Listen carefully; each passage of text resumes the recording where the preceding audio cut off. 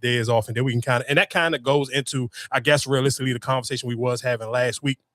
Even when I was sitting here saying about like your Ryan Clark, so just supporting, I guess, what things that you like this black, and you can kind of even tie that in, I guess, even later when we talk about Netflix picking up Power, because I think sometimes we don't understand how value actually watching the shows, buying merch, just supporting one another. It kind of go a long way, especially even supporting each other via social media, because you can't tell me that Netflix didn't just pick up Power off the strength of how they seen how big Nemesis was. So I'm sure like something will click in my head. I can only imagine if I'm working in corporate at Netflix and we see how big Nemesis was. And if let's just sit here and say if they having a conversation where it was like, yo, Nemesis was cool. And obviously Courtney Kemp has a huge audience who really want to support her and like what she got going on. Okay, she went and signed that new deal with Apple. But if I can go grab some of her old stuff, something that I know that people probably still feel is better than Nemesis, and that's why they end up picking it up. So again, of course, in America, we don't have all of I think we only American Netflix will only get the original Power first, and then I believe all the rest of the world will get Raising Kanan, you'll get Force, you'll get all the other shows out of the Power universe, I think outside of just minus BMF. But just again, with that being said, is you kind of have to go above and beyond with your support. Again, not just going to the movies or just not watching TV shows, but actually getting on social media talking about that. Because I mean, again, maybe I could be wrong, and maybe Netflix was already in conversations with Lionsgate to try to sit here and purchase the rights for. I can't even believe Starz even allowed that to happen to me. That to me is kind of crazy. And maybe that's one of the reasons why they didn't give them everything off the rip. Because that was like, that to me will be like, I mean, of course, Starz is going to keep putting out new 50 Cent shows so you can kind of keep people, but just getting rid of, like, allowing Netflix to grab that whole back catalog to me is crazy. Now, of course, I mean, but you still get credit for it, right? What you mean? Because like it's on Tubi, and I mean, like Power movies watching on what's the name? Like it's still gonna be on all them other apps too. I don't think so. I think only Netflix. I can't imagine Netflix allowing it to be on everything else. I think Starz will still have it, but everybody, I don't think everybody else gonna still have it. No, I'm saying like how they did. It's just not just on Starz. Like when they got like the little when you go. Yeah, so it won't be on there no more. So I think I want to say it was on. What was it? I think maybe been on like on Amazon Prime or Hulu. One of them. It's on the whenever you do like with the what's that? The Samsung. Pull your mic up a little bit. When you got the Samsung whatever, they got like a 50 Cent channel. So I feel like I said, I'm just leasing it for y'all. That's more money for Starz.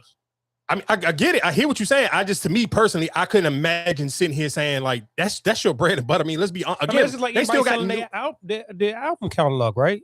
You leasing it out to somebody to another company just to get more eyes, more money on it. I mean, I guess you might got a point. Maybe. I guess. Yeah, I'm not sitting here just giving it to you for free. No, of course you're not giving it to me for free, but I know for a fact how much eyes so I'm pretty sure that kind of still brings. So I mean, you're right. I'm not disagreeing with what you're saying. You're absolutely right. If you sit here and you get it if you leasing it from Lionsgate, and then or if that's who owned the whole entire joint or Starz, I don't know how the business work or who owned what, but giving it to Netflix, again, you're absolutely right. It'll bring more eyes to your product, and then maybe eventually they'll sit here and get it back, because HBO did it with Insecure. So I mean, you're right. Some people just they may feel like it's better for our product in the long haul, in the long run, if we sit here and lease it to Netflix, because some people may just be like, all they got is Netflix and they're not getting somebody else. I've seen people even write on my comments. They was like, well, yeah, I never seen Starz. I mean, I never seen Power before because I never got Starz. So now I can watch it on Netflix. So again, I mean, I'm sure it will open up eyes to a whole different audience, but just with all that being said, tying that together to just supporting one another or what you actually like. Again, watching the shows and then still talking about the shows via social media, so those companies can sit here and say, okay, these numbers ain't just fake. People are actually on social media watching them shows. And I kind of would realistically, I do want to sit here and say one thing I do kind of hate about people who just like watch shows. If you know for a fact that the majority of the world is not going to watch Power soon as that joint drop on Thursday at 12 a.m. and becomes Friday morning, like, come on, dog. Don't get on there with the spoilers, especially like I felt like I shouldn't have to sit here and be like, I understand if you're talking about Saturday night and if you want to sit here and start doing spoilers, and that's cool. But to me, just like common courtesy to the regular working class person, where it's like at least giving it till Saturday, dog, before you sit here come on the internet with your spoilers. Like I was like, I had to damn near like every time I see somebody say something about Raising Kanan, I had to literally scroll right past it. I'm like, dog, y'all just be geeking. Like you don't have no common courtesy for the regular working class person who don't got time to sit here, or even not even just don't got time, because I do got time, but I'm watching sports. I watch the WNBA, so I'm not about to rush something that I could watch on Saturday night when it ain't no games on that I want to watch.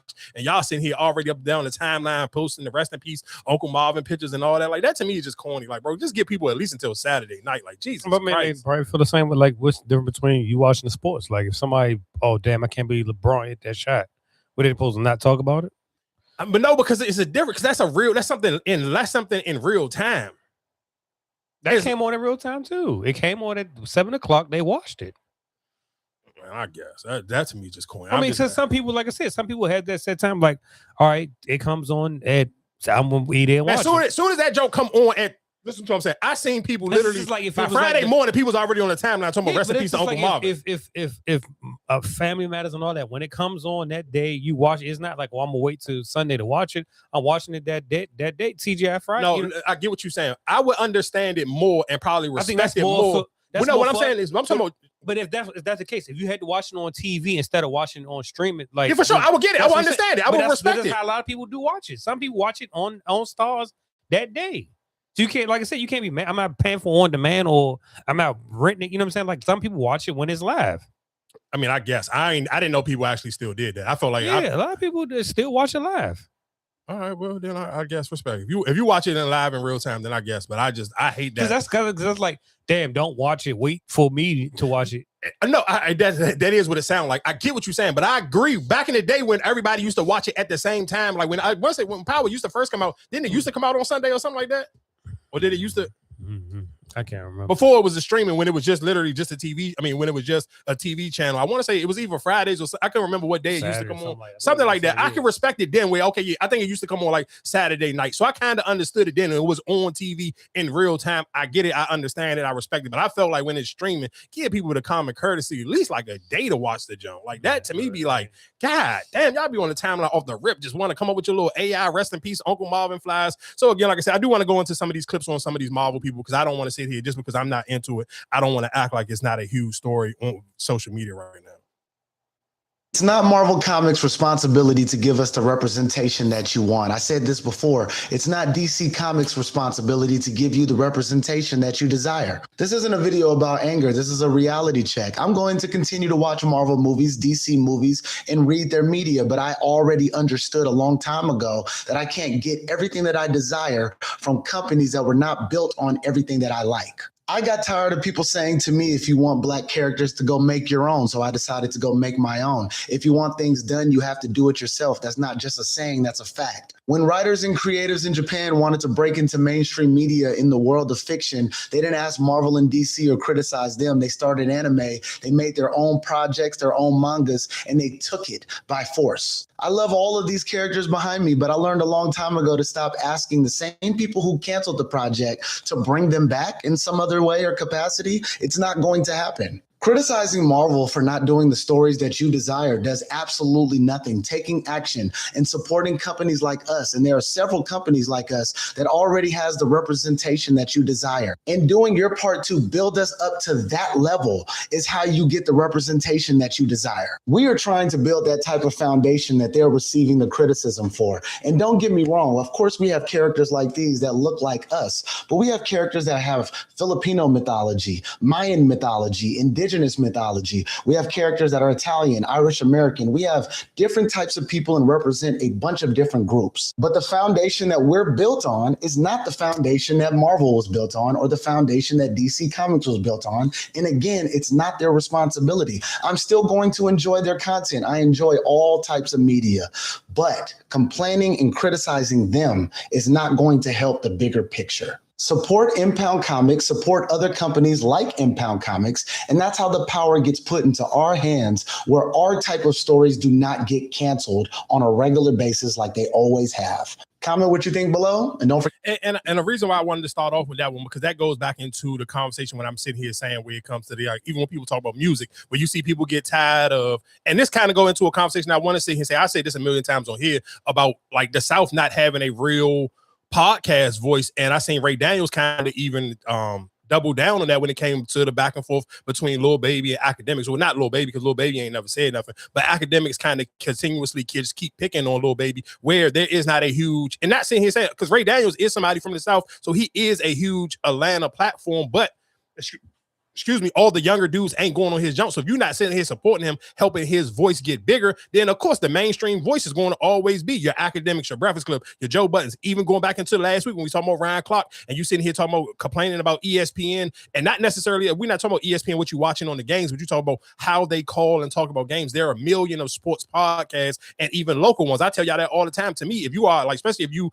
are somebody who's a home team person and you just love your local teams, cut on your local radio and support them. And most of them have their own podcast now or got their own YouTube channel. So again, you can watch and support those things. I do think a lot of times we complain so much about what corporate America won't give us. And there are people who do this at a smaller level. And again, we're talking about, especially if you're talking about podcasting and just like almost where you like getting hip to like new sports stuff or music or TV shows, that is even easier to support than what he doing. What he doing is kind of even harder and take way more of a skill to sit here and draw comics and come up and get them printed and all those other things. But I do think if people want to sit here, don't just sit here and complain and cry about what Marvel and DC not doing. And there are people who are doing it on maybe on a smaller capacity, but you got to build those people up to get them to a larger level, because all it takes is the numbers. Because the more you build people up and the more you support those smaller voices that's unique to compare to, again, if you're going to the ESPN and I just like somebody who's always talking about Lamar Jackson, then those should be the people that I give my eyes and my views to sit here keep trying to just beg and cry and complain to ESPN cut off Dan Orlovsky and whatever the old white dude is who used to be the coach for the Jets. If I'm instead of me crying and complaining about them, take your time and support other people who are using their voices to champion the things that you like. I do think realistically we do a horrible job. I want to say, hold on, I'm gonna play this here. Did they cancel Wonder Man season 2? Marvel's not even trying to hide this shit anymore. I'll tell you exactly why it got canceled. The same reason that we are not getting Mahershala Ali's Blade. The same reason that Armor Wars starring Don Cheadle is no longer happening and being reworked into an Iron Man movie. The same reason that the new Captain America Sam Wilson is being left to the side in Doomsday. The same reason that we have no idea where Monica Rambeau, one of the Marvels, is. The same reason that Moon Girl got canceled, even though it's better than a number of the other superhero shows that they have out right now. Marvel was all fine and happy to boast that they were going to do season 2 of Wonder Man when it was getting Emmy conversations, when the critics were raving about it. And now that it didn't win them any awards, they're like, oh, well, now it's not worth it. Is that all the black characters to Marvel Studios are? Is it just, oh, award bait, and then if it doesn't work out, we're going to abandon them? And people keep having these conversations, oh, people don't like these characters. They don't do well at the box office, blah, blah, blah. One, we see critically that people are watching these. We see by the numbers that people are showing up. The difference is when it's a white character that doesn't perform well, Marvel goes, oh, well, let's rework it. Whether it's in the movies or the comics. In their next film, let's try a new director with new writers. In the next comic, let's try a new team. But when it's a black character, it's, oh, people don't want it, so we're just going to drop it. And that's not the same as what happens with the white characters. I loved Marvel. My favorite character is Sam Wilson's Captain America from that studio. But I don't know why they're going to continue to smile and be like, oh, things just so happen to be that way. Mahershala Ali himself came out and said if they wanted to make the Blade movie, they would have made the Blade movie. And for an actor of that caliber to come out here and just openly be like, if they wanted to, they would. They don't want to. I think that speaks a lot about Marvel Studios. And if you're one of those people that are about to jump in my comment section that we're thinking too far into it, that this is ridiculous, that we're crying, get the hell out. Don't follow me. Don't comment on things, because these things are important, extremely important, because we're not talking about black superheroes. We're talking about superheroes who happen to be black and are being treated differently because of the color of their skin. Again, like I said, he said, Blade, but we got a bunch of Blades.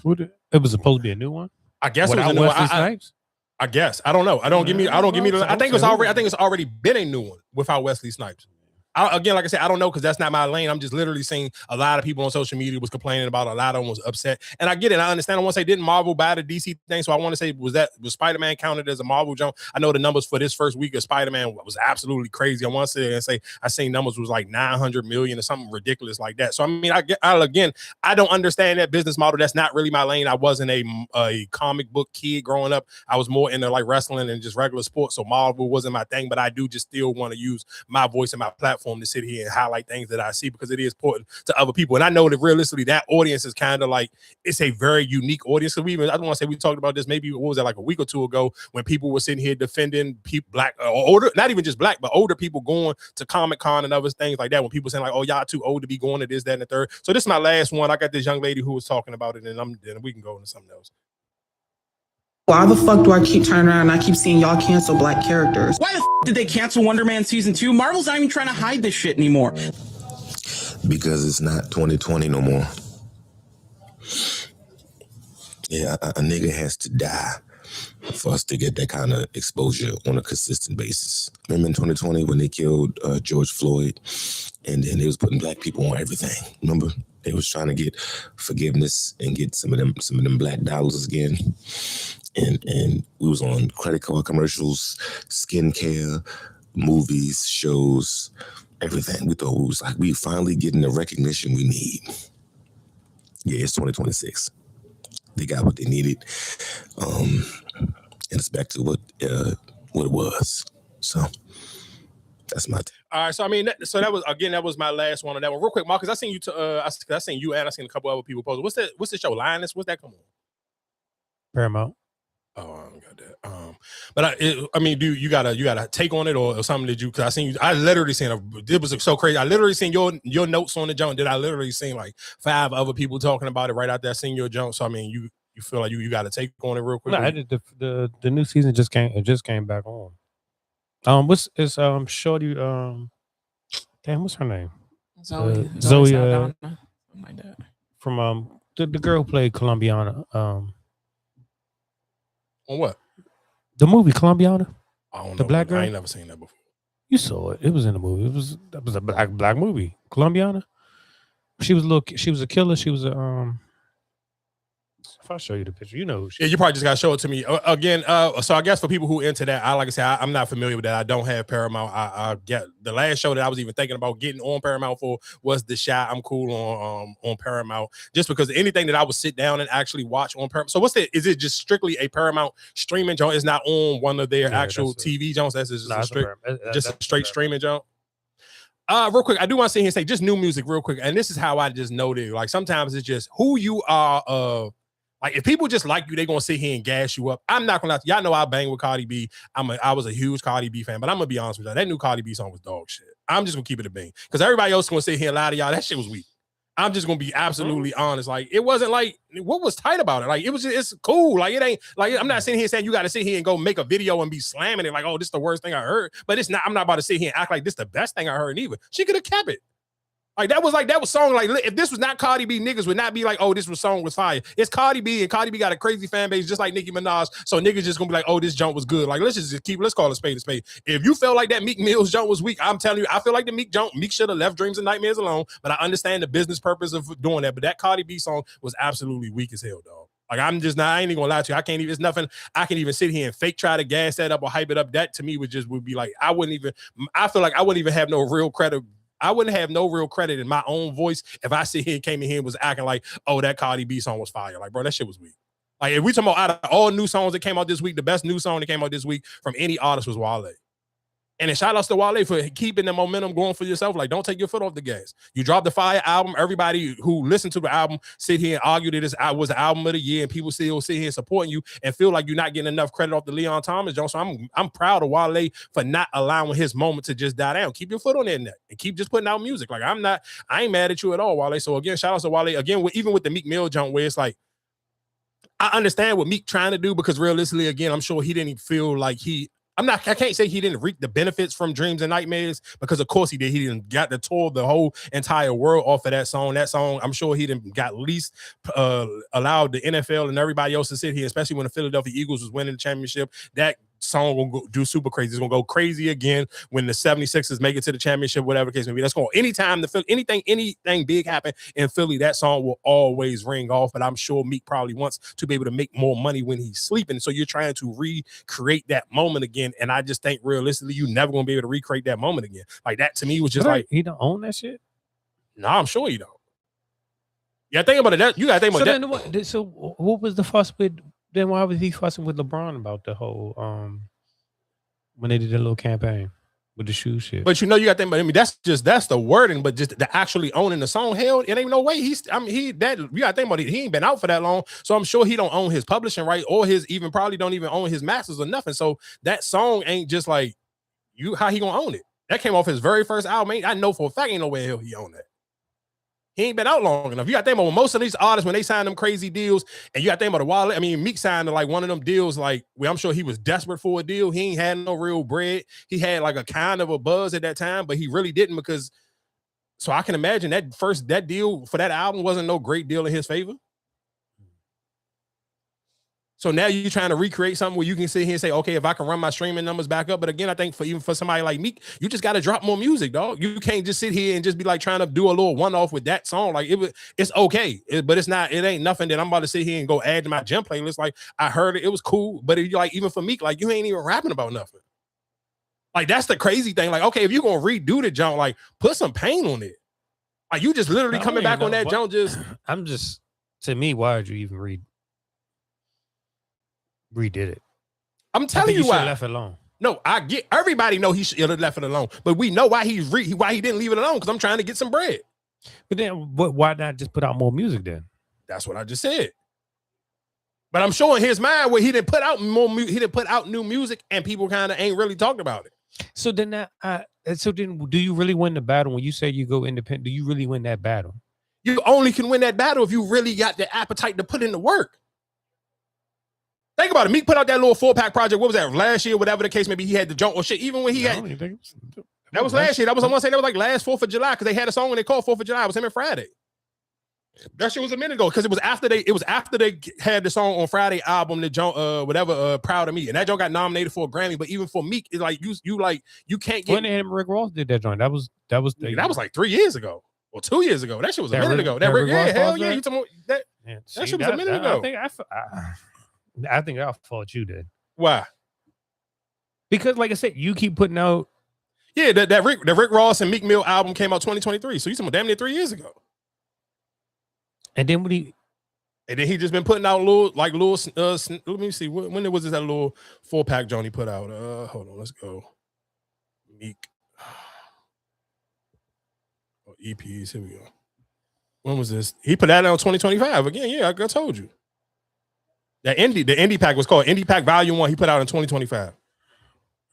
2026, we damn near halfway done 2026. You only put out 2 songs. So yeah, everybody be wanting to go independent, everybody be wanting to be independent, but you don't really want to put in the work. You can't sit here and tell me you put out a fucking EP with 4 songs on that joint. 2 of the songs was like that 4th of July joint with him and Friday was super fire. I want to say he had like one other good song on there. I want to say I can't remember. It was either Free Smoke or How Far We Came. It was one of them other joints I thought was good on that joint. But you sitting here saying like that ain't even, you talking about 2 years, you talking about what's this, 2025, 20, in 2 years, you done probably put out what, 6 songs? So yeah, you're not gonna get no type of real traction off of you just putting out a single over your trying to remix your classic song. Like that shit don't even make sense. You gotta work and you ain't done. When the last time Meek done an interview? So again, like I get it. It's easy to sit here and complain, but it's like, again, even when we talk about people complaining about how people don't support them, but you're not giving people nothing to support. You're not sitting here going out your way to sit here and promote that. Like you should have promoted that EP. You ain't gonna do a Breakfast Club interview. You ain't gonna do a Joe Budden. You ain't gonna do nobody. You ain't do Gillian Waller. You ain't done nothing. So it's just like you kind of just trying to reminisce and live off of just being Meek Mill. And that's why you took the lazy route by trying to sit here and let me go redo Dreams and Nightmares and call it Nightmares and Dreams. It's like, no, nigga, that's lazy. I can't. How do you want me to support this? But my biggest question is even going forward, like you performed that before you performed Dream and Nightmares? I mean, I don't necessarily know. I've never seen Meek Mill perform before, so I can't tell you. Like, what made you? I just told you what made him do it. No, you just being lazy. Stories again. I mean, that's what I'm with you, but you asking a nigga to do something that would not take somebody not to be lazy. The Rigo do Tony, come back out with Tony Story Part 4, whatever number it would be on, that will take you not to be lazy. That would take some actual, even harder work. You would actually have to rap about something. You absolutely right. He could have came back out. What was, I think the last Tony Story might have been Tony Story 3. You absolutely right. He could have done Tony Story 4, but guess what that would have realistically took? More time. That would have took real time. You would have had to actually rap about something for real. That Dreams and Nightmares remix, you absolutely not talking about nothing on it. You just rapping about pure BS. Nobody ain't trying to hear that. Like, it don't do nothing. And that's why, again, like I said, shout out to Wale. Like, you got I mean, it don't hurt. Well, it don't hurt the original. I mean, of course, it's not gonna hurt the original. Niggas just not gonna listen to it again. The same way I'm not gonna listen to that Cardi B song again. But for people who be think I be tripping and I just be saying shit, I told y'all that Cardi B album came. It's easy to pick on Lotto, and I know people love Cardi, but the same way I told y'all that Cardi B album came and went, y'all ain't never seen Cardi B come that fast out with a new song after she just dropped the whole album and came off of a tour. And you already coming with a new song? And the song mid as shit. Y'all thought I was tripping. The same way I told y'all with the baby. That song, he didn't even make it to the end of the summer.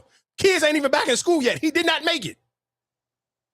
I'm telling like nigga, it's some shit. I'm gonna tell y'all things that I don't know what I'm talking about, like the Marvel stuff. I don't know what I'm talking about. But with this music shit, I'm telling y'all, I listen to way too much music and pay attention to how lazy niggas really be. But see, but even when you throw the baby, like, but baby's still doing these shows. That's what I'm saying. I don't feel like you're not taking no food off of his. Like I said, you still doing like he got another show in coming here. I'm not sitting here saying he's not gonna get booked for shows, but we were sitting here talking about song of the summer type of shit. But that's how you still get booked, by having a song, right? I don't think Meek Mill's gonna get booked for that song, right? Meek Mill's gonna get booked until he don't want to get booked no more. Like me, let's not be stupid now. Like if you sit here, if I'm a promoter and I ask you, do you got if you sit here saying, if you sitting here trying to go off of what you about to say, if you sit here saying if I can get the baby and I can get Meek Mill's at the same price, I'm going to always go Meek Mill's 90% of the time. But you just said we haven't seen Meek Mill's out on the scene. We haven't seen him perform on that. Like this, the last time we seen him perform was when Jay-Z brought him out doing the Roots Picnic. The Roots Picnic. So we haven't seen him. So like I said, for you to come out now with that, is just like I said, it's bad promotion. You're not promoting yourself. But we can, like I said, somebody like the baby who we keep seeing him at these different festivals. You had you coming out. Like I said, it don't hurt you. Like, no, I'm not saying it don't hurt you, but that's not making nobody, whoever already has not heard the baby song, you're not going to go listen to the baby song. But no, again. but that's like even like now, like even with the whole J. Cole, like that. What's the song he got on the radio now that's getting played? Like, damn, all right, now make me want to go back and go listen to that whole J. Cole album. That's what I'm saying. Everybody, I think the way you use it and market it yourself might be different. I haven't seen no what's name joints that was been empty. What? For what? For the baby. Like, no, I'm not. You're missing what I'm saying. I'm not sitting here. I didn't say he was going to fall off. I didn't say I was the only person who been talking about the baby, period. I never said he was going to fall off. I sit here and talked about the mixtape with him and the other Freddie was a nigga. Freddie P from South Carolina. Ain't nobody never talked about that. I'm just telling you that one song. That's all I was talking about was that one song. I didn't say his career was over. I just said that one song that y'all swore to God was going to be the hottest song of the summer. He didn't make it to the summer. That's all I said. That's it. He didn't make 3 versions of that song. So well, I ain't heard the other versions. I only heard the remix, and that was it. He had the EB, the little sped up joint for the white people. That's why I hear that. But like I said, if you still getting booked and still doing shows, I feel like that show that song worked for you. If you still, like I said, we ain't nobody. No, you missing what I'm saying here. Saying nobody didn't say the song wasn't gonna work. Nobody didn't say the baby was gonna stop doing shows. The conversation was song of the summer. It did not make it to the summer. I don't even know the last time somebody even talked about the remix or anything. That shit came and went because Young Miami stepped on it. Even again, like y'all thought I was tripping. Glorilla did not put out that song. Her birthday came, she didn't drop that song. Meg Thee Stallion didn't drop that song. I pay enough attention to see when niggas just be waving the white flag and be like, cool, somebody just got the song of the summer already. That's it. That's all I said about the baby shit. I'm not saying nothing else that you trying to make a point about. I'm not disagreeing with none of that other stuff. I'm just sitting here saying that one song did not make it to the end of the summertime. The same way when Meg had that song and she thought she was about to put that shit out and she seen the temperature outside. Nah, Young Miami got this shit on Smash. I'm cool. The same thing with Glorilla. She literally just put out a fire-ass photo shoot for her birthday and everything. If Glorilla didn't feel like Young Miami already got that song in a chokehold and for that space of people I'm trying to get, I promise you Glorilla would put that song out. But she's not stupid. Niggas probably just told her, just sit on that song. Cool. It's no point. It's not even no point. Just go ahead and pack it up. That's all I'm sitting here saying. We talking about song or something. I ain't talking about nothing else. Again, that Cardi B song is trash. Ain't no other way I can tell you. That's all I'm sitting here saying. It's just some shit I can't sit here and come on here and lie about. Same way I told y'all that 38 special shit was bullshit last week. Some things I gotta be honest with my audience with. It's just, I gotta call a spade a spade. That Cardi B shit, I love Cardi B. That song was trash. You could keep it. And you can't tell me it wasn't trash because for her to sit here and be going back and forth with Akbar, I know it was trash. Matter of fact, and because here we go.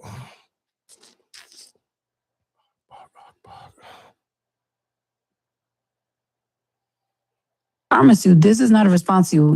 You wasn't in my head when I did this record. But trust and believe, I got something for your ass. I got something for you. Just wait on it. I told you that I got something for you. You know, I like to do things on my time. You know what I'm saying? Like, this record is too fun. This record is too fun for me to cater to you. You know what I'm saying? Like, this record is too fly. This record is too fly and fun for me to cater for you. But I got something for your fucking 8 toes having ass. Don't worry about it. Just sit on it.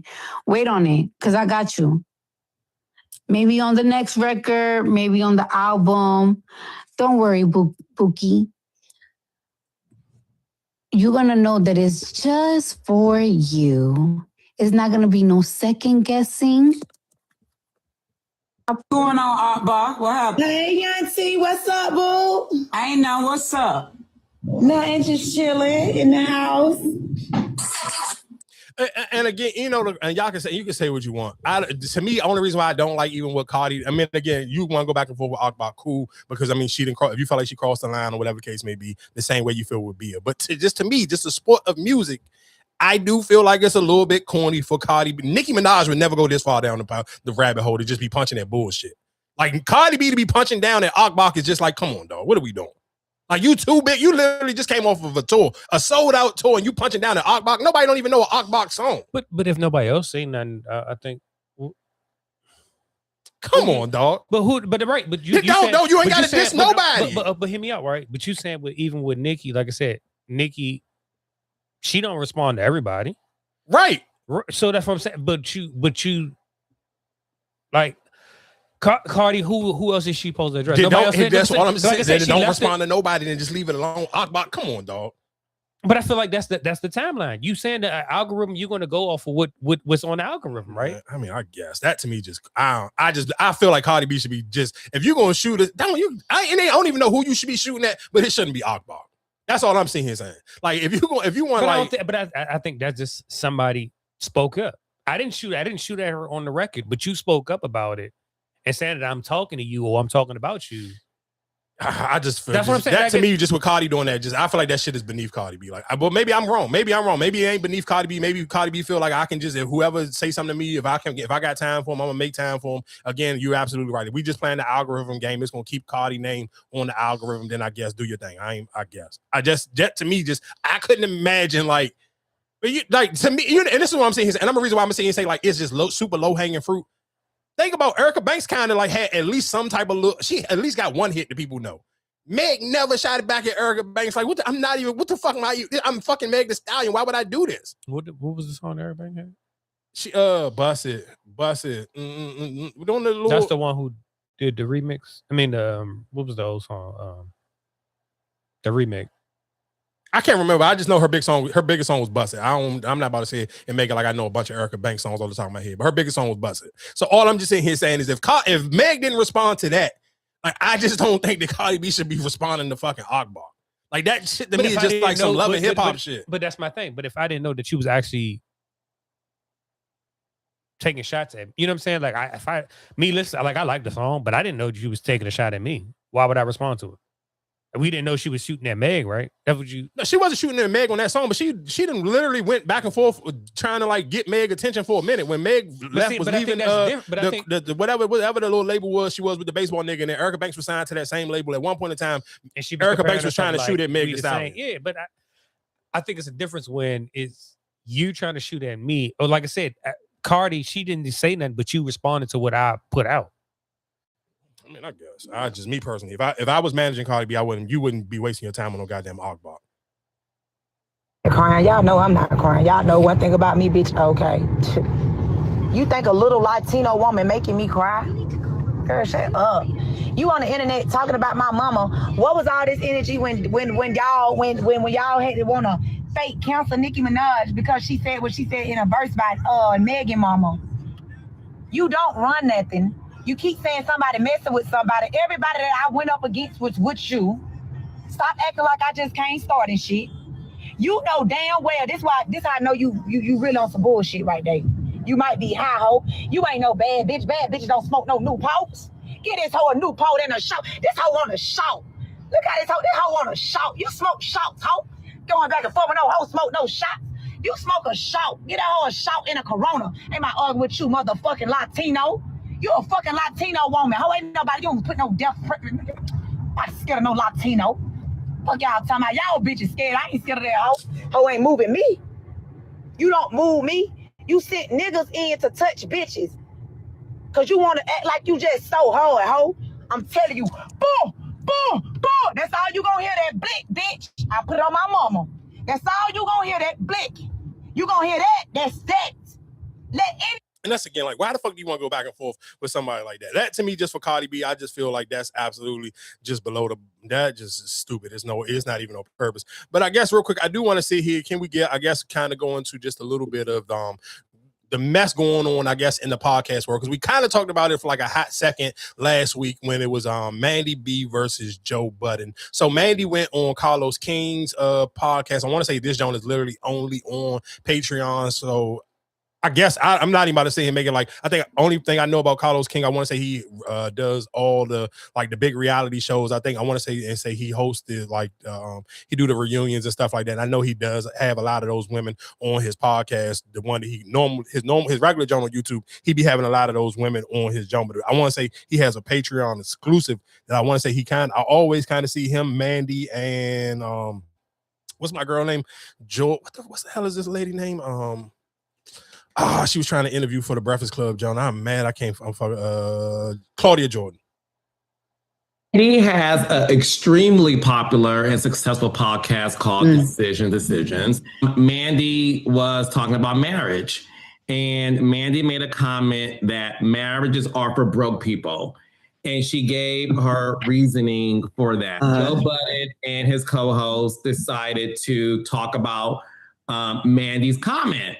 But then somewhere along the line, it got a little murky because Joe Budden made a comment that Mandy was unmarriageable. All of a sudden, the size of Joe Budden's dick started to be tweeted about.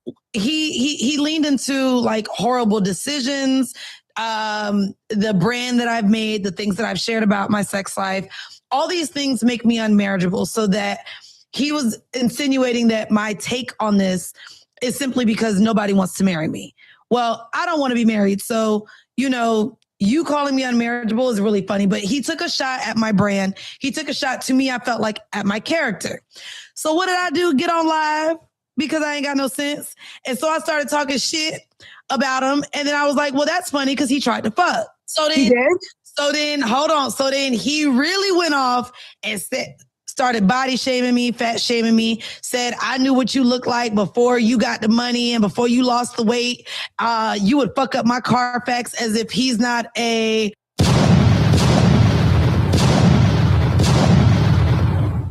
He's just such a man that all of us women want to be with. Oh my fucking God. Can we not even remember that a whole woman declined his marriage proposal?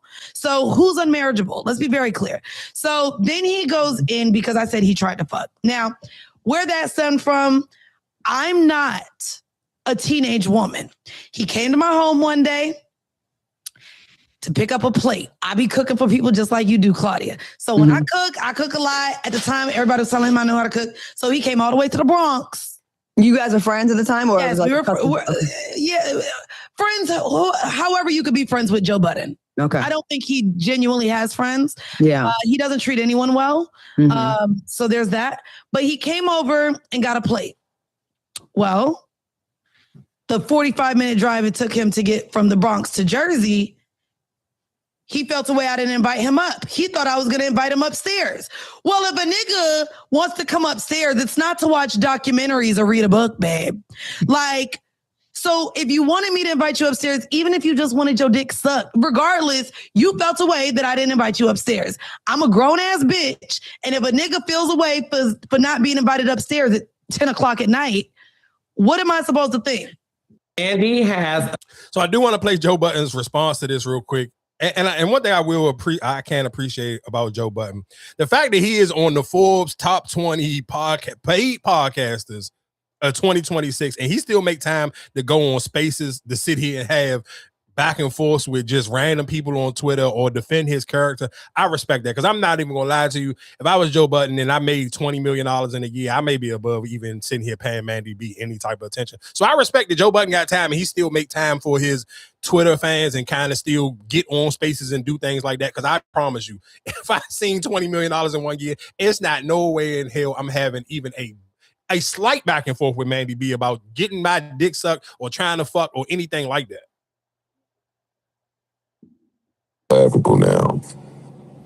I'm not on the phone, but I'm never on the phone for 45 minutes with nobody. That's never going to happen. 1, 2, you live in Parkchester. Nobody's coming to your house in Parkchester to try to beat. 3, I don't do that in girls' houses.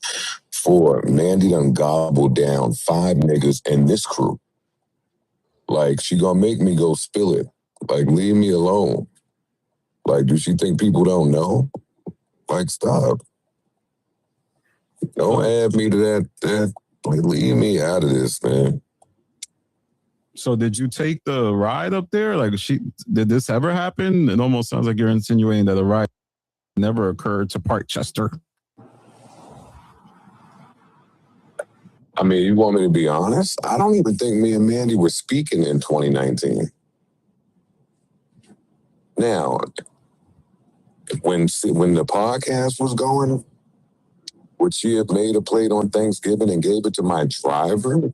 Maybe that happened. I don't see no trace of it in my phone. So if it happened, I sure enough wouldn't have been in the car. I would have sent my driver to get a plate.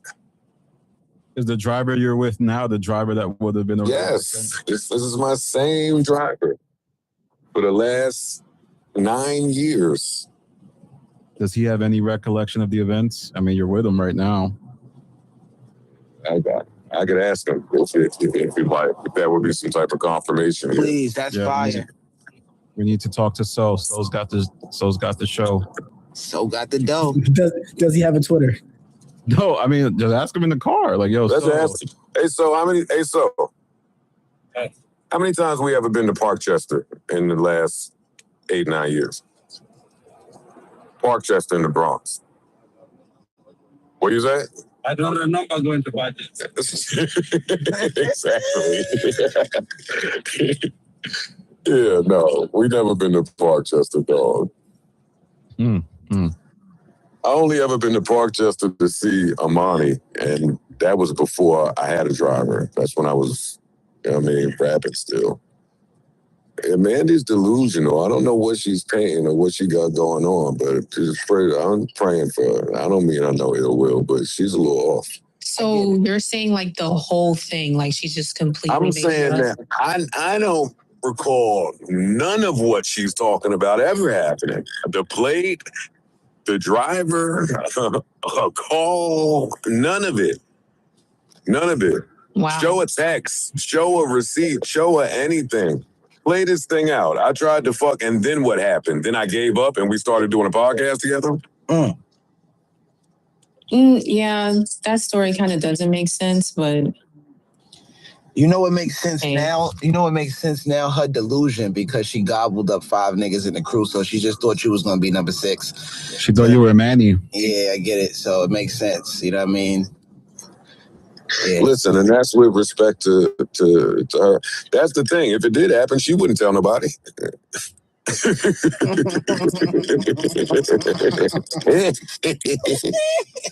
My God, Doug, too. That's my man, though. I ain't gonna lie to you, man. It's only 6 niggas on the podcast, so I don't necessarily know who the 5 people are. Maybe it's some other people who may be off camera, but I ain't gonna. What's the name of them beforehand? Roy Moe and all them probably. Man, that's just fucking crazy. Like if that is the case, if I'm mad, you kind of just gotta take the L. I wouldn't even sit here and want to go to the back and forth because it's like, what's the purpose? Like again, I guess if you really don't care, because it's hard to sit here and say if Mandy gonna care or not because you kind of have built a platform for yourself off of just kind of telling people how freaky you are. So it's kind of like, but I think that just go back to the whole engagement shit. Because like I said, Joe Budden was the only person that talked about her that whole marriages for broke people. There's been other podcasts that have been talking about it. But like I said, you chose. Of course, because he got the biggest engagement. of course, because he has the bigger platform and they have some type of public they have some type of public relationship where people know that they know each other or they have been in each other's facility, of course, because Joe Budden started the fucking what's the show? What was the name of the Joe? See, the thing is with her and Bridget. So I mean, I understand why she would respond to him before I respond to like Jess Hilarious, because her and Justin already kind of had their back and forth. So realistically, Joe has a bigger voice. So I would go back and forth with her, but you can kind of even almost tie this into just even the reason why you see a lot of people sitting here upset saying, damn, there's not no black women in the top 20 podcasters. And me and a homegirl of mine was having a conversation. I'm just like, I don't think you ever going to get one, because no shade, a lot of black women like to take the low-hanging fruit interest way into podcasting. They just want to talk about the relationship shit. So okay, it's a window on that, because realistically, people only going to listen to you until they get into a relationship. If I'm in a successful relationship, not even have to be married, I'm just happy in my regular relationship. What's going to really garner me to make me want to go listen to somebody whose only thing their relationship shit is doing, or their show is just talking about sex and talking about bashing women and men? If I don't feel that way about niggas, I don't think as many people, like, again, I think it's easy to sit here and say, oh yeah, well, I'm looking at like, and that's not no shade to them. I'm looking at decision, or I'm looking at Poor Minds. They, of course, they do sold out live shows, but I mean, so do fucking, what's the other joint? What's the, Tonight's Conversation? Yeah, of course, people, man, motherfucker, we just talked about it last week. People be geeking to go on dates, and people love that little situation. So if I can go to one of these podcasts that's always talking about relationships and dating, people will go to the live shows, but is that going to make people want to listen for 3 and 4 hours? Will you be able to keep people like your Charlemagne's and like your Joe Buttons? Fuck no. Number one on that jump was Joe Rogan. This shit was like $80 million. I don't know. There's nobody can look at that list, and if you know about any of these other people on that jump, and that's not no shade to black women. None of them. And I listen to a shitload of podcasts. None of them would even make sense for me to listen to that. There's not even a woman who's really into podcasting and listen to podcasts. There's not a woman you listen to more than you'll listen to the Breakfast Club with Joe Budden. It's not. I'm talking about people who actually like listening to podcasts. Like if you sitting here saying on a regular basis, if I work 40 hours a week, let's just say 40 hours. I ain't even talking about the motherfuckers who work 80 hours. 9 times out of 10, majority of the podcasts you're gonna listen to is niggas. And you may have a woman that you may sit here and dibble and dabble with, but you're not listening to them like you religiously listen to a man, because those conversations that men have is just a little bit more worldly than it's just like, oh, I sucked this person dick, or I didn't want to get married, or this and like, who the fuck really be wanting to listen to that shit? Like, you got to be in the mood to listen to that shit. Or is the podcast still together? I mean, and that part, a lot of them fucking break up. Yeah. So that's not I hate to see it, and I'm not trying to sit here and make it seem like, when you look at it, like I said, a lot of those mostly like even when you say the Poor Minds and all that, they under different companies, not individual. They not by themselves. Most of them people, they not by themselves. But then even for a lot of them, they complain about how they can't get certain advertisement. But it's like, what the fuck do you talk about? No, I think you can get advertised, but I think what else is marketable though? No, you're missing what I'm saying. You can't, like, think about it. Perfect example. It's a difference between, like, even for a lot of them, you can't get no fucking, you're not gonna get a DraftKings fucking advertisement. You're not gonna get a prize pick or nothing. And you talking about that's motherfuckers who willing to just sit here, because I'm not saying the women can't get them, because shit, Angel Reese had them. Motherfucking Sue Bird got them. But they're talking about sports. So yeah, of course, I'm gonna throw a gambling ad in there. But if you're just talking about marriage and sucking dick, what the fuck, how many ads you think you really gonna get? And of course, people will sit here and say, call her daddy. But look how fast the girl from Call Her Daddy went from talking about sucking dick to sitting here interviewing fucking Michelle Obama and fucking and Kamala Harris.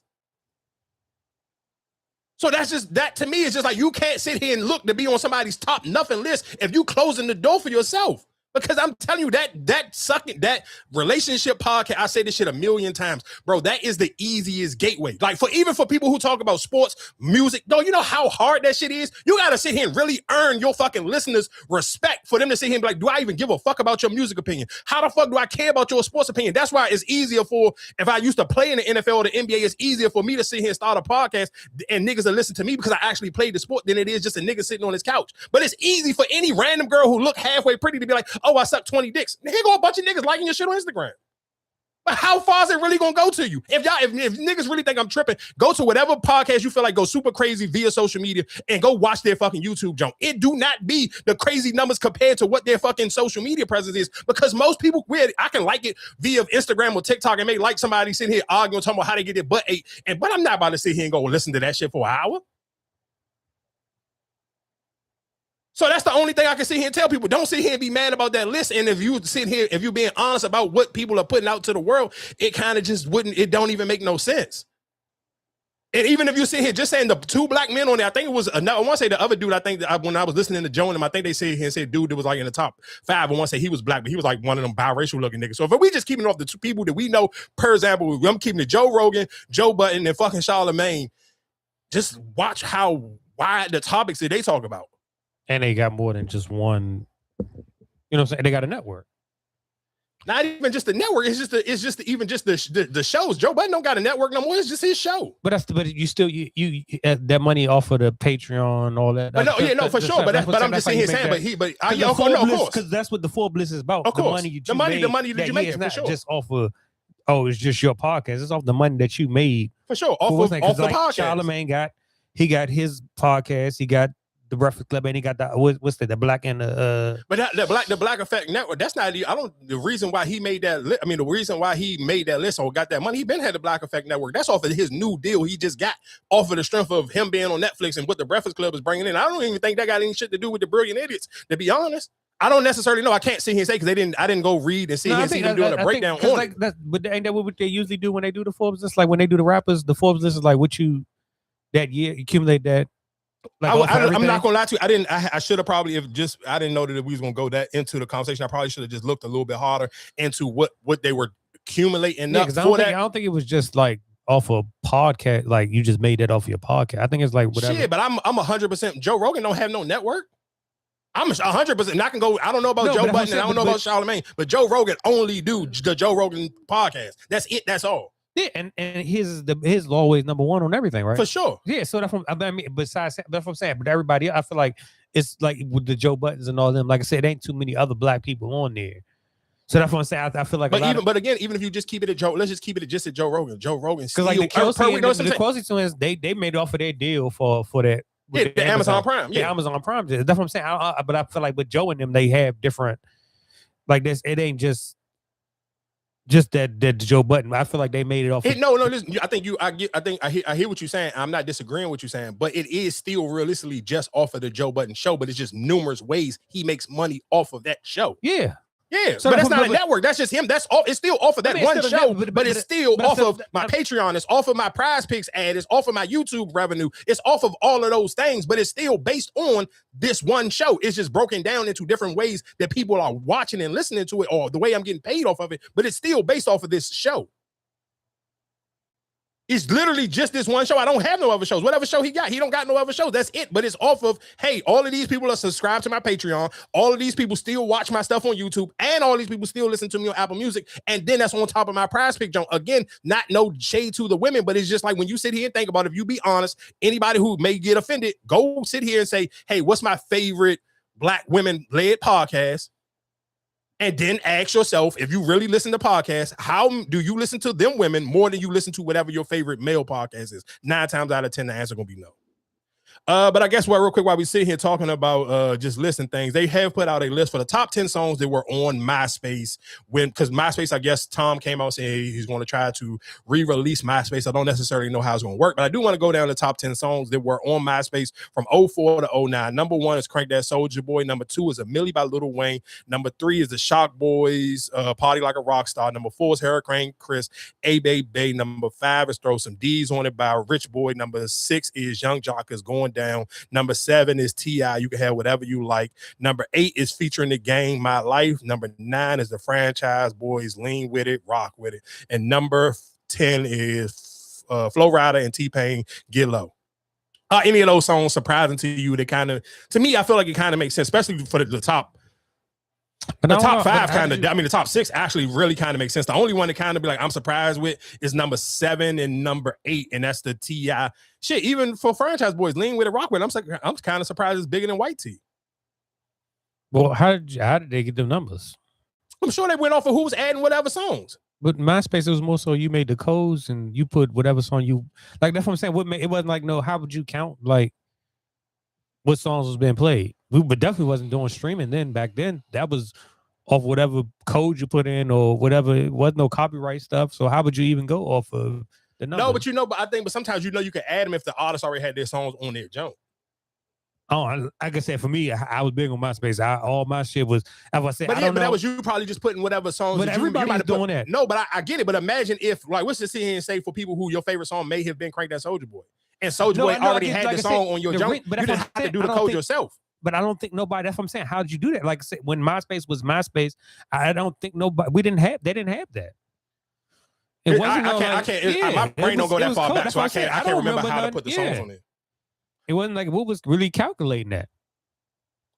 I mean, I don't know. I'm sure that some people didn't do after when these artists started to get popular on MySpace and you could just add the song that they may have had on their page. I'm sure that was one of the ways they was counting it. But I mean, again, like that top 6 to me kind of makes sense. Like those songs were huge songs at that time. So I kind of understand, God damn, I kind of understand how realistically those songs would be the top 6. Like I said, again, to me, the only ones that kind of get a little bit like, I can't believe that they on there a little bit. T.I., whatever you like, The Game featuring Lil Wayne. And even again, for the Franchise Boys, I'm not surprised that they on there, but I would have thought it would have been for White T instead of Lean with it, Rock with it. Real quick, while we talking about music and we talking about lists, there was a list that was floating around on the internet this week. Atlanta's top 10 rappers of all times. Top 10. Number 1 is Outkast. Number 2 is T.I. Number 3 is Ludacris. Number 4 is Future. Number 5 is Gucci Mane. Number 6 is Jeezy. 7 is Young Thug.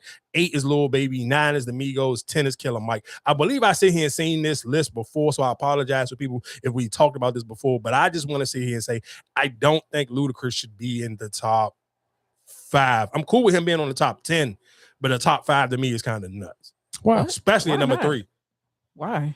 Y'all don't know more Ludacris songs than you know Future songs. Yeah, I do. I do. Say what? I don't. No, I don't believe that. Why I don't? I think I listen to way more Ludacris albums than I listen to Future.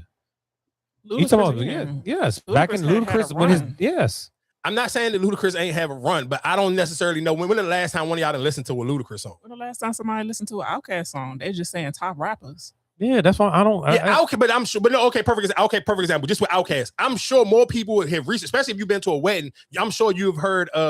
What's the jump with them out and UGK? Outkast. That is the Outkast on it. Yeah, that's Big Boy on it. I mean, Andre 3000. It's not Outkast.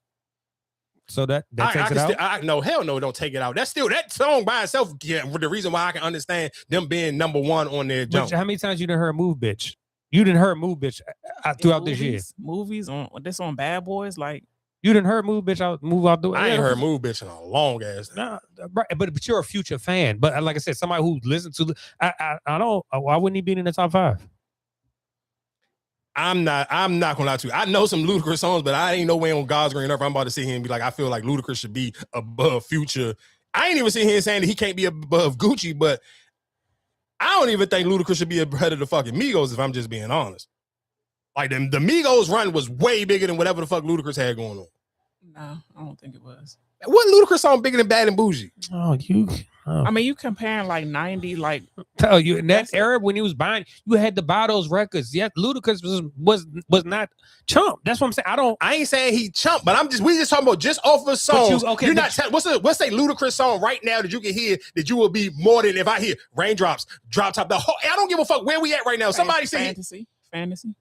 What's that? I don't even know how that go. I'm trying to. What is it? Move Bitch was still like I said. When you hear that on a game or anything like that, that's a song for Ludacris.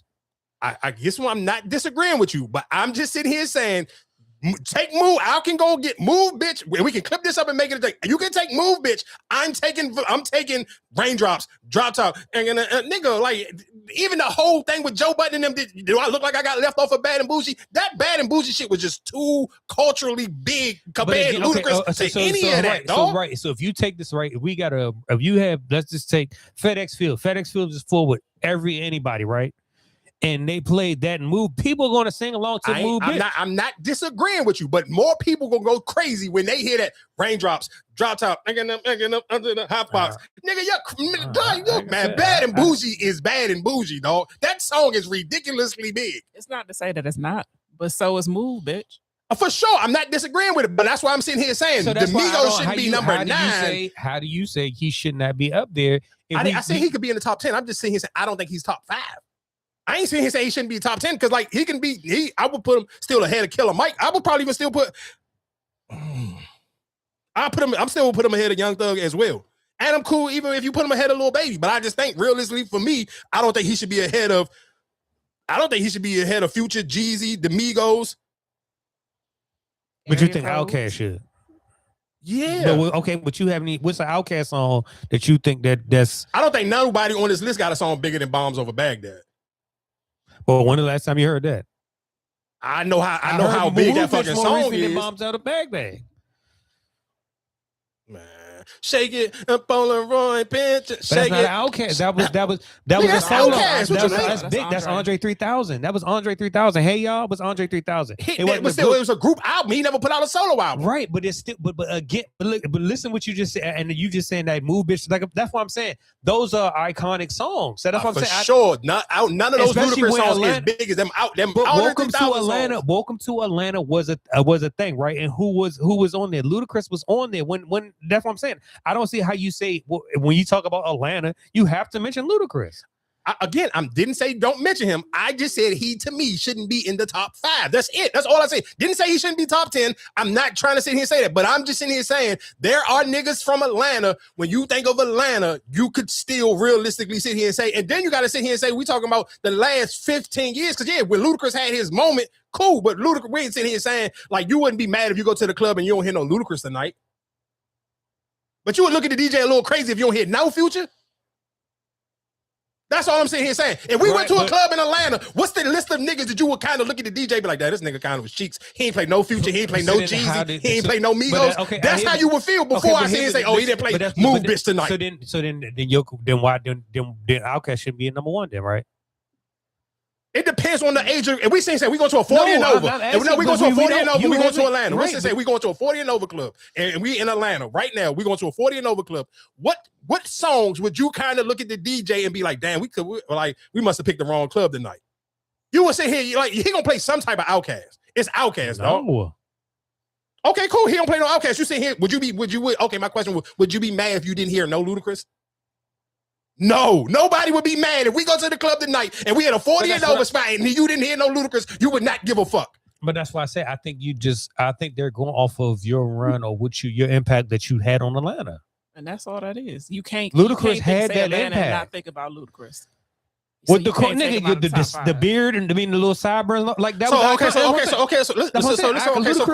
Let's say cool. So let's say if I don't agree with y'all, let's just say the other people I said was non-valid. Let's just say okay, I agree with y'all. You still think he's supposed to be ahead of Jeezy? No way on God's green earth you about to sit here and tell me that. Because and they got Jeezy at number 6. But do you really tie Jeezy to Atlanta? I feel like if you be saying Atlanta rappers, I would tie Ludacris more. I would tie Ludacris more to Atlanta than I would tie Jeezy to Atlanta. How? Because, like I said, he was a country rapper. Like I said, that Atlanta feel like that's what I would tie to it. Nigga, everybody on this list, when you talking about a whole genre of music that come from Atlanta is trap music, nigga, it's Jeezy. Why? How do Ludacris get ahead of Jeezy? And if you talking about albums sold and all that, when niggas went to buy CDs, Ludacris ain't sold more albums than Young Jeezy. I don't. That Thug Motivation 1 and 2, both of them bitches went platinum. And I want to see him say 101 and 102 went double platinum. Like, don't get it twisted. I know that because when you're thinking about Ludacris, you're thinking about big singles and all of that other silly, like, Ludacris type of shit. But come on, dog. We ain't nobody on God's green earth. If you go somewhere in any club, you don't hear boom, boom, boom, boom. Come on, man. Stop, man. Let's stop the bullshit. Like, come on, dog. We talking about young goddamn Jeezy. When BMF moved to Atlanta, when you watching it, when we was watching BMF, everybody kept saying, damn, when they go to the A, where gonna be Jeezy at? Niggas ain't be like, oh, where Ludacris at? What the fuck are we talking about? How you gonna say you don't think about Jeezy and we niggas was watching BMF waiting for to see who was gonna play Jeezy when they went to Atlanta? That's all I'm sitting here saying. Like, I'm not sitting here saying Ludacris ain't a top 10 nigga. I'm not sitting here saying Ludacris ain't have impact on Atlanta music, but Ludacris should not be in a top 5 Atlanta when we talking about Atlanta. Like, that just to me, like, fuck no. Like, niggas wasn't even running to go get Ludacris for features and no crazy shit like that. Think about when the South really started to go crazy. What was the crazy Ludacris DJ Khaled verse? Him and Usher had a song together. Like, and so did Jeezy and Usher. But you said, but like Ludacris was he had a run. He had a run. I ain't seen him saying he didn't have a run, but you ain't seen it. Like, I feel like you put Ludacris run up to like Young Jock shit. Like, come on, man. What was T.I. on that list? Hey, that's disrespectful. What was T.I. on that list? What was T.I. on that list? T.I. was number 3. No, T.I. was number 2, my bad. So it was Outkast, T.I. Ludacris, Future at 4, Gucci at 5, Jeezy at 6, Young Thug at 7, Lil Baby at 8, 9 Amigos, and 10 Killer Mike. Yeah, I can't. I don't see how you be mad at that. I'm just mad at the order. That Ludacris at 3 is fucking crazy to me. Like, dog, like, and even I'm gonna tell you what, it make it even more crazy. And I understand y'all not Future fans, so that's why I'm not even really trying to like make the super crazy argument for Future. But dog, Future has literally the most songs charted on the Billboard after fucking Drake. That's it. It's Drake is fucking what's the white girl named Taylor Swift in his Future. But like I said, you can't discredit what. Every March come up, niggas want to hear March Madness. It ain't no time I ever want to hear Ludacris unless it's a fucking Fast and the Furious show. Oh yeah, you playing a video game. If you playing GTA, cool. You want to hear Move, bitch. I don't never like, come on, dog. Like, when the fuck was the last time you like, damn, I can't wait to hear some Ludacris. If Ludacris come on your imagine you just got your playlist on shuffle and Ludacris come on the wrong time, you're going to skip that shit. I'm not. No, You're going to have to be in the mood to hear some Ludacris. I'm listening. Man, Monday morning, you ain't trying to hear no fucking Ludacris. I guess if it's traffic, you want to hear Move, bitch. Y'all crazy as hell. I guess we can get into it now. I mean, we an hour in. Let's get into Raising Kanan. And I guess we can get into Uncle Marvin. Let's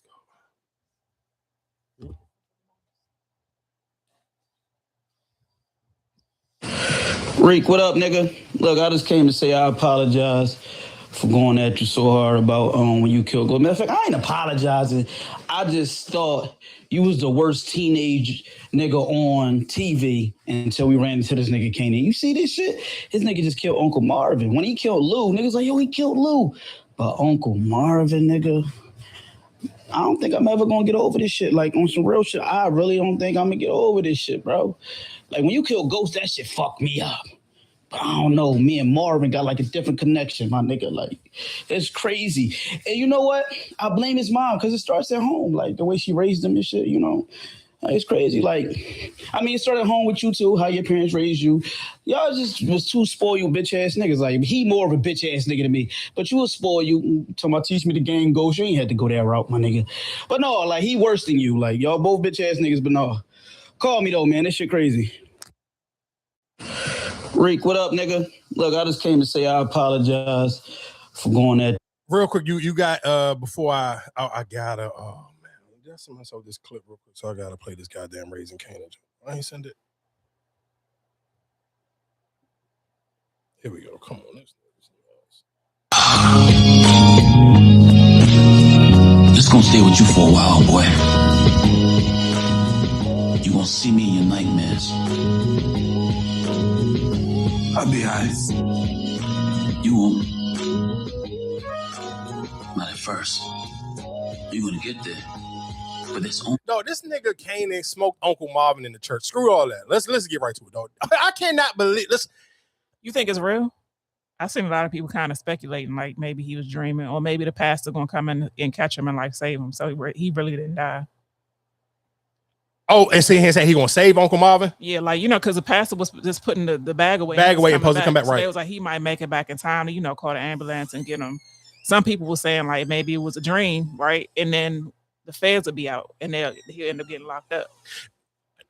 No, I think it's real. But I guess the only thing that kind of maybe, even outside of people spoiling it via social media, it was almost felt like, even the way the episode started off, it kind of almost like you felt like you knew it was already gonna be over. Like, even if you didn't see nobody, if you watched enough TV shows, you kind of felt like they was already letting you know, like even how it wake up and you got 50 Cent doing like the voiceovers. And I'm not gonna lie to you, I think people be not giving 50 enough credit because he don't overdo the voiceovers. He do them at the right moment. Even how he started this show off and he's sitting here doing the voiceover. Marvin sitting in the bed, can't sleep, and he just even having a dialogue explaining why, like, okay, you didn't gave your life to the game. You're not gonna be able to sit here and sleep right in this and the third. And you kind of, if from the beginning of 50 saying that until even towards the end, and you sitting here saying Marvin having that dialogue going back and forth with Kanan inside of the church, and he's sitting here telling them, yeah, well, hurry up and get this over with, but I promise you, I'm gonna be haunting you for the rest of your life for a minute. It's gonna take you a minute to get over this.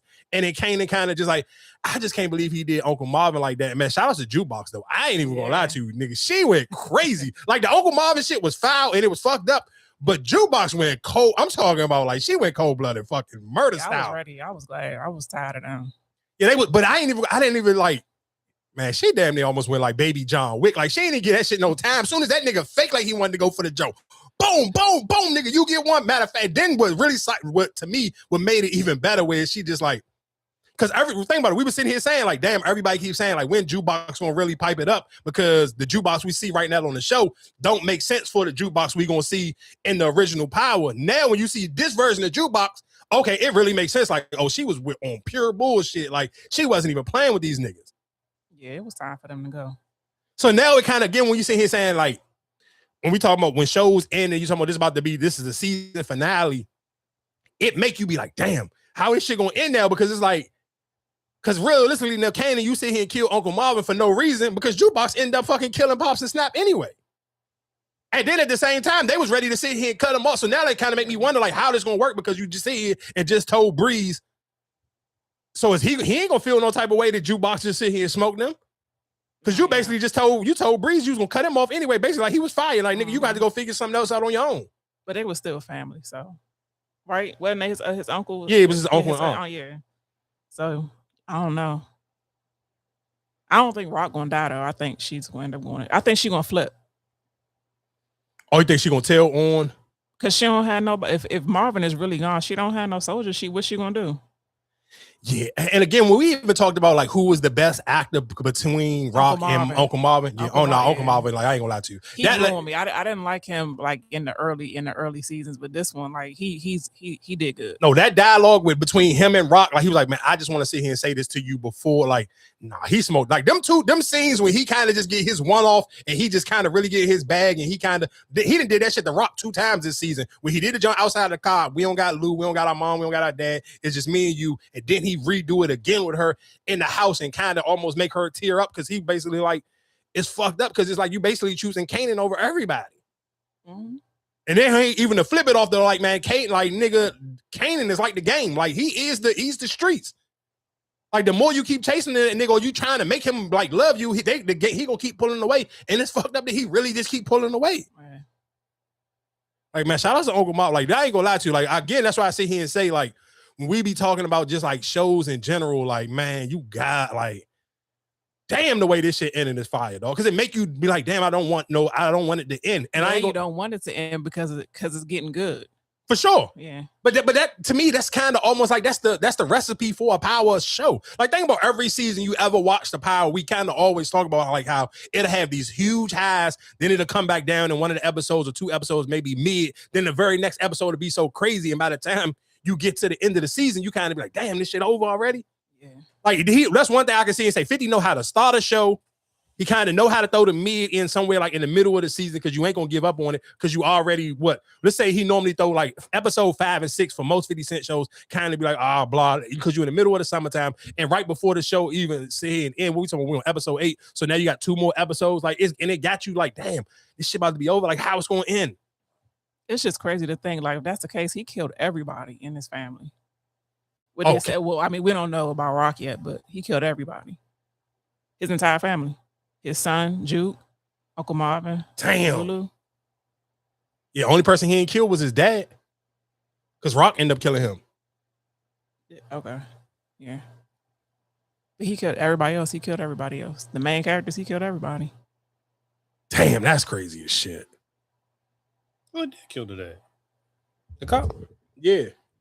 I thought Rock was the one who killed him. No, I thought he killed him. He shot him the first time. He shot when they was in. You talking about when they was in the warehouse? I could have. Maybe I'm tripping. I could have sworn Rock killed him. No, they said in the chat. Rock killed him. Oh, yeah. That's when I'm thinking when they tried to frame him. He did it the first time. Yeah, he did it the first time, but when they was in the actual warehouse, Rock was the one. Okay. Yeah, Rock was the one who killed him in the warehouse. Yeah, I ain't gonna lie to you. Shout out to 50 Cent. That one was absolutely damn that shit. I ain't gonna lie to you. That was the best episode of the season. I just can't believe this nigga went in the church and killed this nigga. Because when the nigga came in the church, I thought it was gonna be Breeze, but then it was Uncle Marvin. It was Kanan. I'm like, it had to. It had to be him. No, only reason why I thought it might have been Breeze, because they just had the shootout outside of the jump. So I was kind of thinking like, all right, maybe Breeze sit here and was following him. They sit here and catch him, but you sit here saying like Kanan catch a nigga in the church, like, and the pastor literally just walked out the jump. It was good. It was a good episode. Yeah, that shit was fire though. I did try to watch the little boxing joint. I'm gonna give it a couple more episodes. It started slow. Yeah, it was just like, but it could possibly be pretty good. It started off slow, but I felt like it still was like a lot going on, and I mean, maybe I felt like it was too much going on. I didn't kind of know like which character I'm supposed to even sit here and like for real.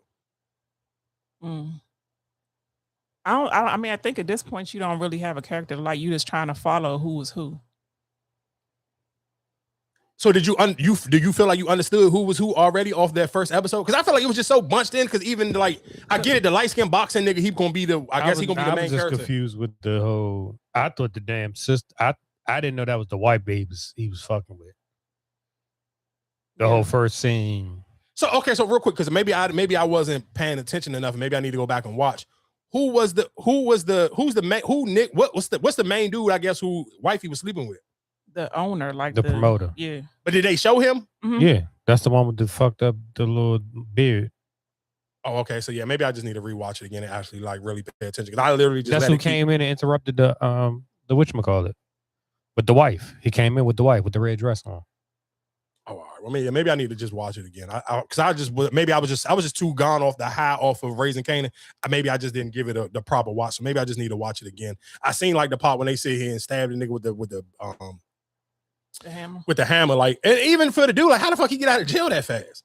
Because he did like 8 years? I think he was. Oh, that's what they said. 8 years? It was about 8 years. Oh, because he was in there for like 7.5 or 7 years when the guy confronted him about kind of trying to help him go against the other guy. Okay, yeah. So I just need to watch it again. But that's what I was kind of confused. That why did he have to do the time though? Because it was self-defense though. But it wasn't self-defense probably because he was on top of him, like he was already down. He beat him to death. It's not like when the police pulled up, they wasn't fighting each other. He was on top of him. So at that point, he was the aggressor. Okay. Yeah, he fucked that nigga up. he fucked him up.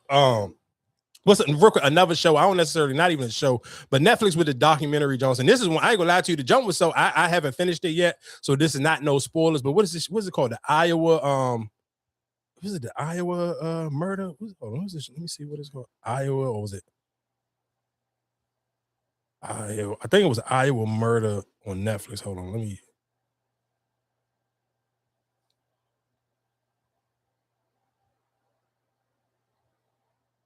Yeah, it was no, Idaho, I believe that's where it happened at. It's on Netflix. Yeah, it's on Netflix. The Iowa, yeah. Watch the Iowa murder on Netflix. Yeah, that's what it was. So yeah, I haven't. Oh, hold on. So is this the dude that's trying to sit here and take back his Oh, I just seen this on Instagram, and the dude trying to take back his guilty plea. Yeah, so it's on Netflix. It's called the Idaho Murders, and it's literally, it was 4 college students, and they was shared like an apartment jump.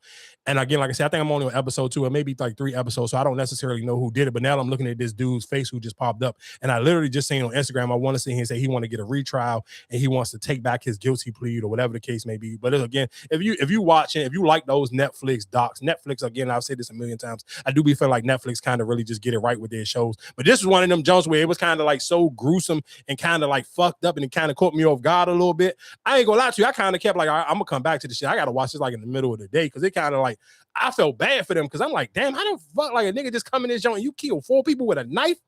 Like this, like, and this shit ain't no, like, this not some made, this happened to somebody real life. Like they on college, and then they interviewing the parents, and then the parents in here like 2 girls. I want to say they was named like Maddie, and I forgot the other girl name. It might have been like Maddie and Katie or some shit like that. And them 2 was like super best friends, and nigga came in. I think they was even like in the house at the party, and they was in like laid in the bed together. He did both of them. I was like, oh, this shit was, I ain't gonna lie to you. I watch a lot of junks on Netflix, and most of them don't be as like detailed as this. And I ain't gonna lie to you, I paused this shit maybe like 3 or 4 different times. I took my time like watching them Jones. So I was like, yeah, I'll come back to it. Oh, real quick, because we did talk about trash on Netflix. 72 Hours, the Kevin Hart joint on Netflix. I ain't gonna hold you like that. Oh man. It had its funny moments. But for sure. But I think realistically, the whole movie could have been better if they didn't try to make it a comedy. Like the concept of the movie was a good concept where it was like, okay, yeah, it's an older dude. You're trying to you selling liquor. You need to market to a younger audience. I think you could have made the same exact movie and kept it more serious. Like, what the fuck is him and he getting high and him and fucking Cat Williams having a fight? Like, come on, dog. That's all I'm saying. He's saying, like, you could have kept this shit. If you would have did that same exact storyline behind the movie, I think, and try to take it from being a comedy and make it just like a regular, I don't even know what you would call it, but just like a regular movie and Could had you some. make it a regular movie with Cat Williams? I mean, with Kevin Hart. Yeah, you could have. Because I don't think, like, because to me, Kevin Hart ain't just like some goddamn like super hilarious ass comedian type of nigga. So I think he could have still. The only serious movie was the wheelchair joint, right? No, for sure. But I'm not saying he's saying make it serious. I think it still could have been. When I say a comedy, like I don't know if you've seen it, but it was like, nigga, this shit was just like overly stupid. Like they was trying too hard to make it funny. Where I'm sitting here saying like it still could have been a comedy movie. Like you could have still had your funny moments, but it was just some of the shit that was just like. Again, the Cat Williams shit was just like, it was too far. Like, this nigga just get high and start acting like he was Tony Montana on a boat in front of all these people. Like, what the fuck are we doing, dog? So, like, how him and Ice Cube is? Like, it's not all, like, it's still serious, but you got the little comedy moments in there, the ride along. Like that? It could have been like that, or it could have been like what's like All About the Benjamins with Mike Epps and Ice Cube. Like it was a serious. I don't want to say serious because All About the Benjamins is not serious, but I don't feel like All About the Benjamins was like trying to be like a comedy joint. Like even for the new what's the new young black dude that I guess he on SNL and he on all them other jumps where it's like, nigga, he be like. He ain't like no real actor. Like he just like, I don't know, though. Okay, it's hard for me to explain like what it should have been, but to me, it was just like it was not the idea of the movie wasn't bad, but I just think trying to make it just like a super comedy, like on some scary, like Marlon, like what's the Wayne brothers shit? Scary movie or whatever the hell that shit is. Like trying to do one of them jokes where I felt like it was just they was trying too hard to make it funny. Where you could have kind of made it a little bit more serious and then left the comedy, some of the comedy parts in it. And I think the movie just as a whole would have been a better movie because realistically the storyline kind of like, okay, cool, this would have been fire as just a regular movie and you didn't have to try to oversell me on the funny shit. Because I think realistically, if I'm just being honest, where it was like. That again, that concept of the marketing nigga, you kind of like you falling off, you're not engaged with the younger people where he could have kind of like still sit here and did the whole little trip with the younger dudes and kind of really figure out what the young people like, the lingo, the way they sit here and do advertisement or do social media. I think all of that shit could have been done, but it was just like too like I cut the shit off. I ain't even gonna lie to you. I probably made it like 70 or 60% of the John. I kind of like after Kevin Hart versus Cat Williams fighting on the boat, and this nigga started talking like he was Tony Montana, and then it was like, what the fuck? How y'all in a like again when you see him saying like you just did too much? Like why are they in a what the fuck where the Mexican drug dealer niggas got to come from? The Airbnb that they was renting. But why though? The fuck do we need that for? Now you trying to kill the nigga because he went to a closet at an Airbnb? No, because he stole the drugs. I don't know if you saw the part where they went off on the jet skis. They had drugs inside of those jet skis and they didn't know. But that's my point. Why the fuck do we have to do all of that? Like this nigga's just in advertisement. Now he beefing with the cartel. Like what the by accident? Like that's just my like what the fuck? Like come on, dog. Like man, come on. And you know, sometimes with Kevin Hart, I be feeling bad, be thinking like, all right, people just hating on Kevin Hart. Like you see, again, on the timeline, I see a bunch of people, oh, Kevin Hart ain't funny. And I was like, oh, this movie can't be that bad. Then I just kept seeing it coming down the timeline. And then I finally tried to watch it, and I'm like, oh, I get it. Like I can't even defend this shit. This shit is just stupid. Like, what the fuck is he doing? Like now he just beefing with the cartel. Like the funny nigga who in advertisement beefing with the cartel because he accidentally stumbled into their drugs at an Airbnb. Like, what the fuck? Like, come on, dog. But real quick, I do want to go back into because last week we talked about Queen Naija. And I was telling Marcus, I sit here and said like she be having her moments where she kind of be having a little bit of insecurity. So it did pop up again. She was on her stream. She was streaming live and she was in the pool and she was talking to her chat about just I guess like her arms and stuff like that. And I told you like to me she looked good, but again when you sit here saying like somebody who overthink how they look, you kind of have those moments where you just keep feeling like I'm just gonna keep running to like even when you talk about arms, like arms is the easiest thing to tone up in the gym. Like, bro, you could literally just work out. For you to sit here and say I'm gonna go get arm surgery because my arms is flapping, like that shit to me is just lazy and it's just like Yeah, my arms are big, y'all. I ain't gonna lie. This like is crazy. I don't know how to. It's like my arms more so look big from the side. Like right now, okay, it's cool. But if I turn my arm to the side, bro, and like the way that fat be like pressing down, I need to do something about that. Should I get arm lipo? It's like, nah, I should just work out, huh? Get arm lipo? I would, for real. Don't play with me. But arm lipo don't do like I've gotten arm lipo before when I got my other lipo, and like you still gotta work out, y'all. Like it don't just do a little butt reduction. I can't, y'all, because I already did a butt reduction. I just really gotta lose weight for real, to be honest. My butt reduction is like, oh yeah, see my butt. I feel like I would take it down a little bit more, but like, I don't want to get put under surgery again. I feel like if I get put under surgery, it's gonna be because I have to. You know what I mean? Like, if I freaking have to do my leg surgery or my knee surgery, that's the reason to get put under surgery again. But like, just to do it again and risk my life, like for my kids, I'm okay. But I really do, y'all. I do need to get my knee fixed though. I need to stop like. Just rather. And that's just my point. When we was talking about her last week, the girl, this is a beautiful girl. Like just for her to even have all of those just like moments, and you sit here on live stream talking about getting like I've never even heard. I didn't even know they even did a such thing as getting arm surgery. But that to me is just one, it's an insecurity, and then two is just extremely lazy. Did you even in your brain thinking that all you got to do is sit here and saying like. And one, you're a pretty girl, and you got a fat ass, some nice boobs and all that. Nobody even fucking looking at your arms. But the fact that you sitting here feeling like, oh, my first thought pattern to sit here and fix my arms is going to be, let me just go run and get some surgery and go get the lipo on my arms. Like, what the fuck, bro? Pick up some fucking weights and go to the gym. Like, all that shit you complain about, like, and you got money. You ain't got to work. I understand. Like, I have compassion for people who got to work regular jobs, and you still like a single mom or a single dad, and you got to still take care of your kids. You got to do all of those things. But you are a fucking celebrity. You actually get paid to stream. You actually get paid. People listen to your music and all that other shit. You got time that you can sit here and go to the fucking gym. If you battling all of these little stupid ass things, go pick up some fucking weights and tone your goddamn arms up. It ain't like she got some crazy super flabby ass arms. Like, bro, just stop being lazy and go tone them shits up. Like, that shit is crazy to me. But again, I mean, that's just women shit. But I just remember us having a conversation about her being insecure. So I did want to play that again. But I guess real quick, while we're talking about bodies, shout out to Coyle Ray. Ray, then Coyle Ray been looking better and better, huh? Yo, hey yo, and this to my mans. Yo, Justin LaBoy. At this point with Coyle Ray, just hold on for dear life, gang. I ain't even gonna lie. I remember when Coyle Ray looked like a boy. These days, she's looking badder and badder by the day. Just hold on for dear life, gang. She either gonna put you through the ringer, or nigga, she finna like dip on your. I ain't gonna lie. You know you my man. I love you, brother. But I ain't gonna lie. She looking better and better by the day. Nigga, hold on for dear life, my boy. Hold on for dear life. I gotta keep it 100, bro. Hold on for dear life, nigga. Trust me. She gonna walk in the crib one day and she gonna look at you and be like, nigga, you an Instagrammer. Nigga, I could get a billionaire. Trust, I'm telling you. Coy, you know. Coyle Ray. The crazy thing is, y'all know I don't agree with a lot of academics things, but I'm gonna just be absolutely honest with you. Every time I see Coyle Ray on the timeline, I be waiting for her and Justin LaBoy broke up post. Like I be waiting for that because there's no way in hell like she be looking too fire. It's not like I would be disappointed in all the young niggas in the NBA and the NFL if they ain't sliding in Coyle Ray DMs right now. Maybe she just playing it smart because maybe she feel like I don't want the super popular nigga anymore because Trippie Redd did her dirty, and I guess to kind of get Trippie Redd to do you dirty is a little bit insane. So maybe she taking her time. But I be seeing Coyle Ray and I be like, there ain't no way in hell I could be up a couple M's and I would not be in fucking Coyle Ray DM shooting her shot. Especially if I played in the NBA because them niggas M's is a lot different from NFL and niggas M's. I will be applying. But again, to her, but she's small though.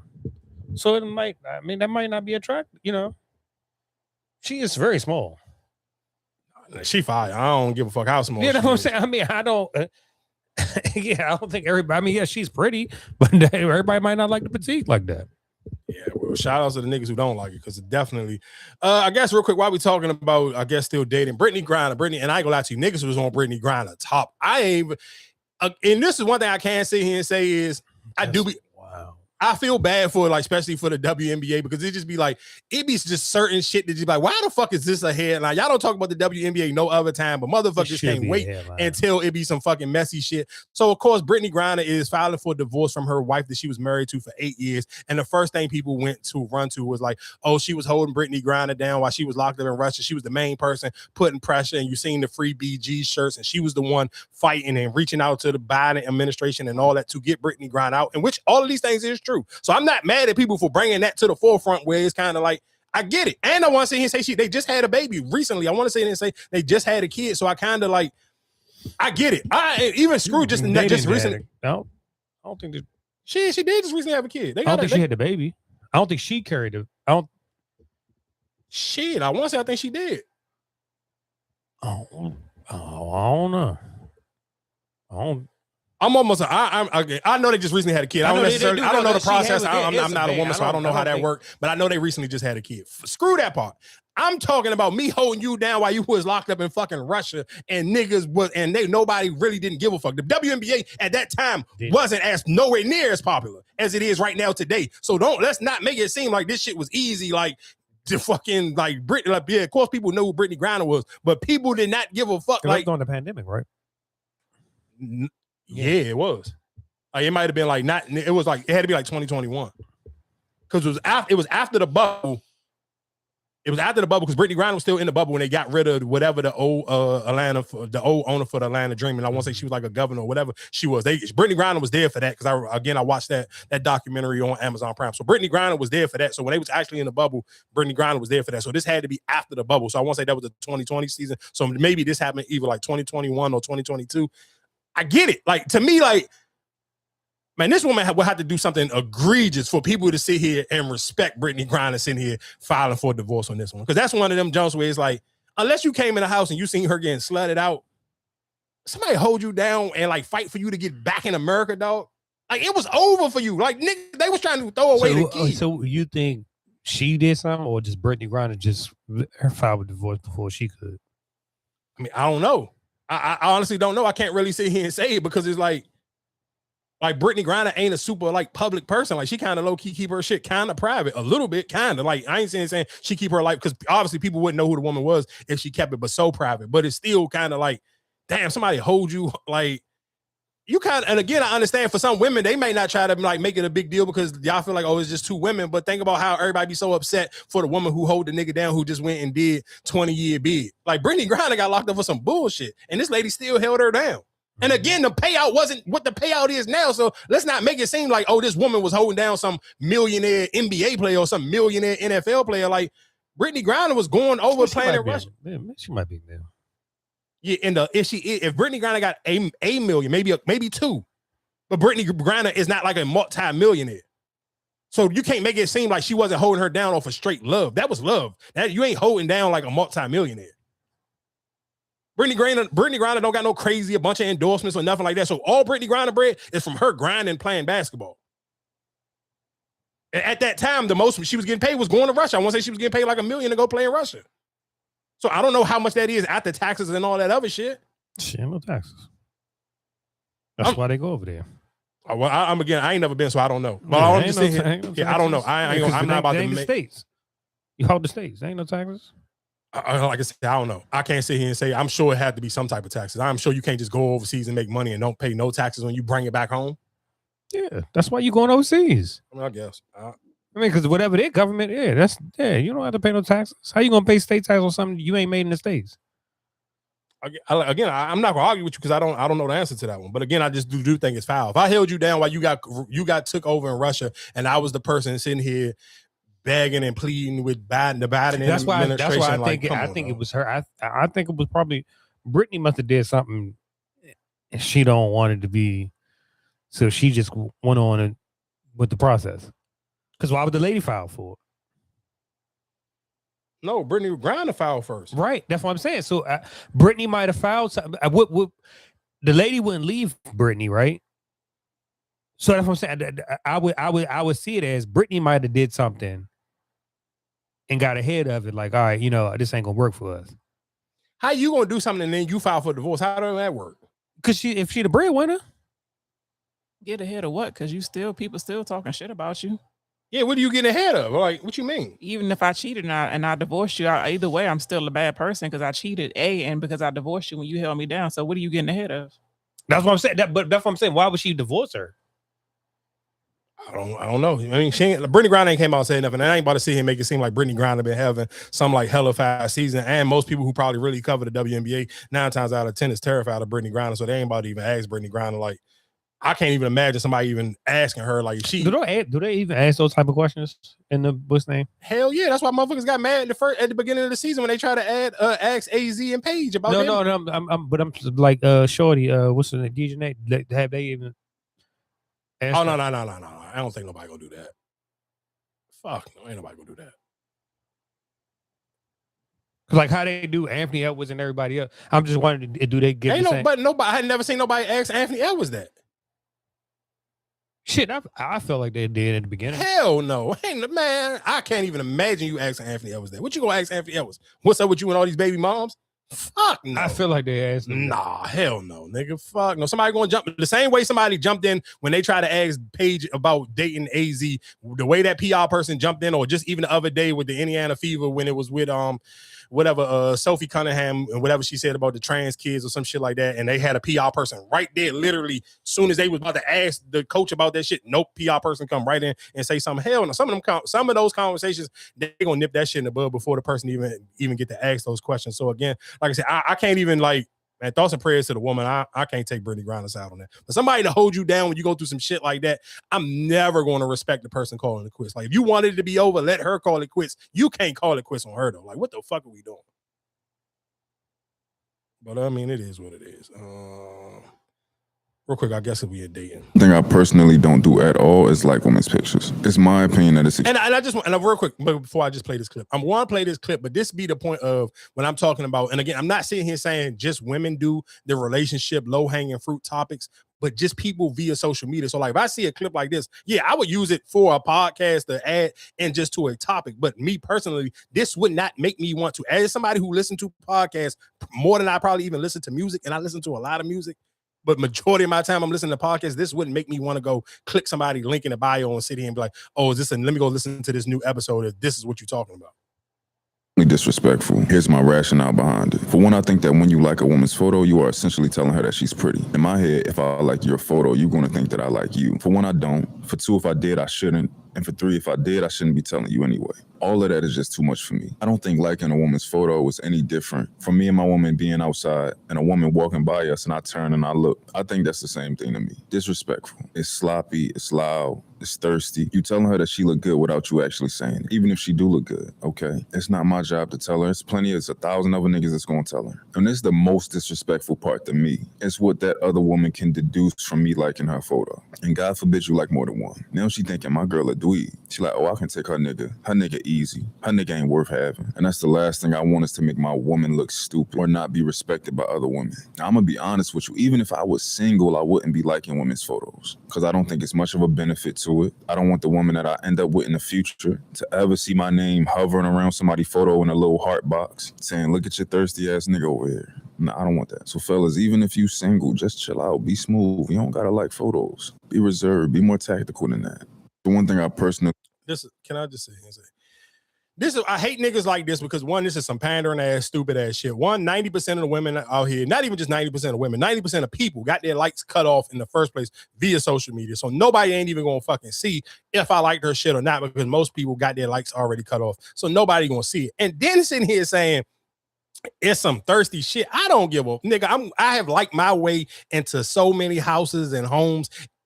You can suck my dick. I'm going like this. A nigga liking pictures has got me way too much pussy for me to ever sit here and co-sign and agree with some stupid shit like this. Well, that's exactly what he's saying then. So you're just validating everything that he said. But he sound cool. I'm validating him, but he sound like a bitch. Like, what do you mean? Oh, I don't want my girl to ever feel like I'm overly going. Yes, the fuck, I'm overly going. And 9 times out of 10, how I got my girl from liking her fucking pictures. So what the fuck? Yeah, okay, I'm cool. If you sit here and say you're in a relationship, you shouldn't be liking certain pictures. But you sit here saying, oh, my girl gonna feel some type of way because I just like this fat ass bitch with 300-some pounds picture. But I'm cool. She follow me. She support my shit. I'm gonna like her shit. Why not?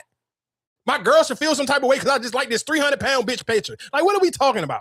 Like, that to me, that's why social media fucked up, because niggas like this nigga saying some bullshit where it's like, oh, you can't even like pictures now without your girl feeling some type of way. Man, what the fuck are we talking about? I don't think he's saying nothing out of the ordinary. It's a lot of women might feel that way. For sure. And this is what I'm saying. How many this nigga got?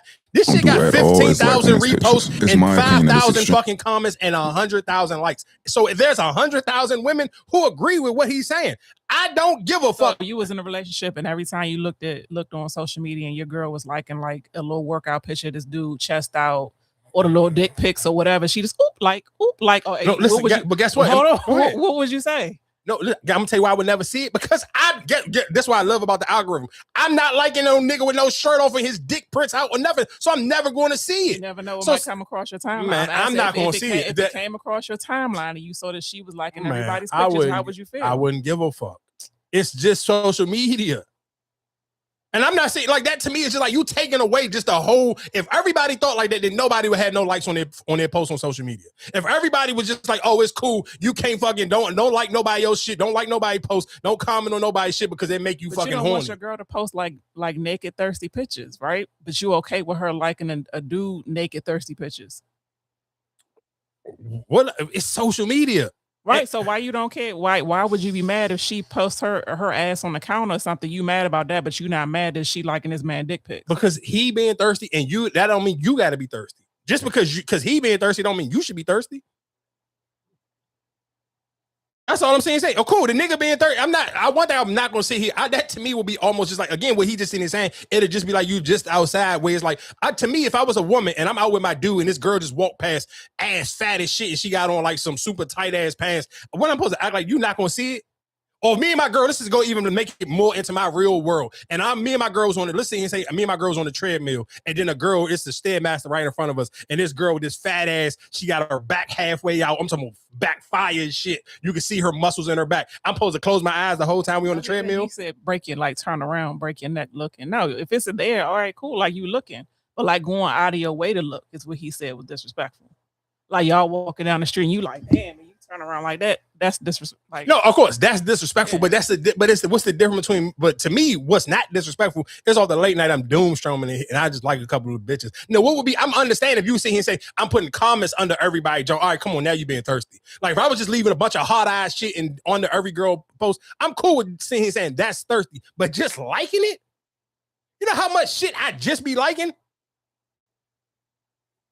So now if you sit here saying, oh, I fucking like Saucy Santana when he was promoting Cried on the Creek. Now I'm a fucking F-bomb. Like, what the fuck are we talking about? Somebody might say that. Man, fuck all that, dog. All right, that's cool. Some people will say that. Man, that shit's stupid, dog. I'm gonna like this shit. I don't give a fuck. That shit crazy to me. Like you sitting here telling me I can't sit here and I can't like no girl junk because I don't want my girl to look like a fucking bozo because I'm liking everybody's shit. Man, come on. I guess why we sit here talking about relationships and we just talking about corny shit. Congratulations to what's my man name? Tyler Lepley, the dude who played the light-skinned nigga off of P-Valley and Miracle Watts. They got married over the week. And then some girl came out and just did some extremely corny shit. Like that to me is again what we saying, and that to me is what's corny. Like why if you're just sitting here and see me and my girl get married, we posting our shit via social media, it's getting posted on the blogs, everybody congratulating us and this and the third. Now you want to sit here and fucking put up some screenshots. But hold on, but wasn't Miracle was the one saying that she ain't want all this shit on social media and all that? Remember she had she wanted the real strict joint. Didn't she go by? I think she did, but did you see any pictures outside of what they posted? I don't think I seen a bunch of other people posting stuff from their wedding. I think people showed that they was there, but I don't think people posted pictures.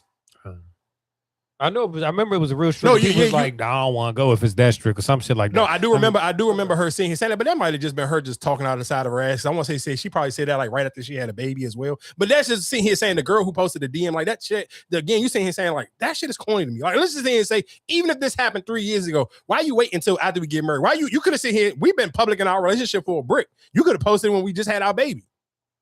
You could have posted when we was out, when we was talking about her going through postpartum. Why you wait so late to sit here and now you trying to have your moment because we fucking just got married and everybody congratulating us? That shit to me, again, we saying people be corny as shit and do corny shit for just fucking attention via social media.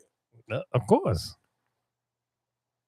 That shit is weak, though. I just be hating people on social media. And real quick, while we talking about marriage and we talking about a healthy one of this one, shout out to Coco Jones and Donovan Mitchell. They have officially tied the knot. So Coco Jones is officially Miss Mitchell. I mean, shit, when you got the bread, what's the purpose of delaying it? Because when you gonna do it, you eventually about to go back in the season. I'm kind of I'm sure realistically the only reason why Cat and Jordan Woods probably ain't done theirs yet because they probably trying to figure out a way to get paid off of theirs. Nigga, they've been together for a while. Who? Jordan Woods and Cat? Yeah. Yes, but I'm sure realistically, because Jordan Woods come from the reality TV show land, I'm sure she's trying to string along how can we get paid But off but Coco Jones, what's this shit? Only what, a year? Yeah, but what you want to drag it along for?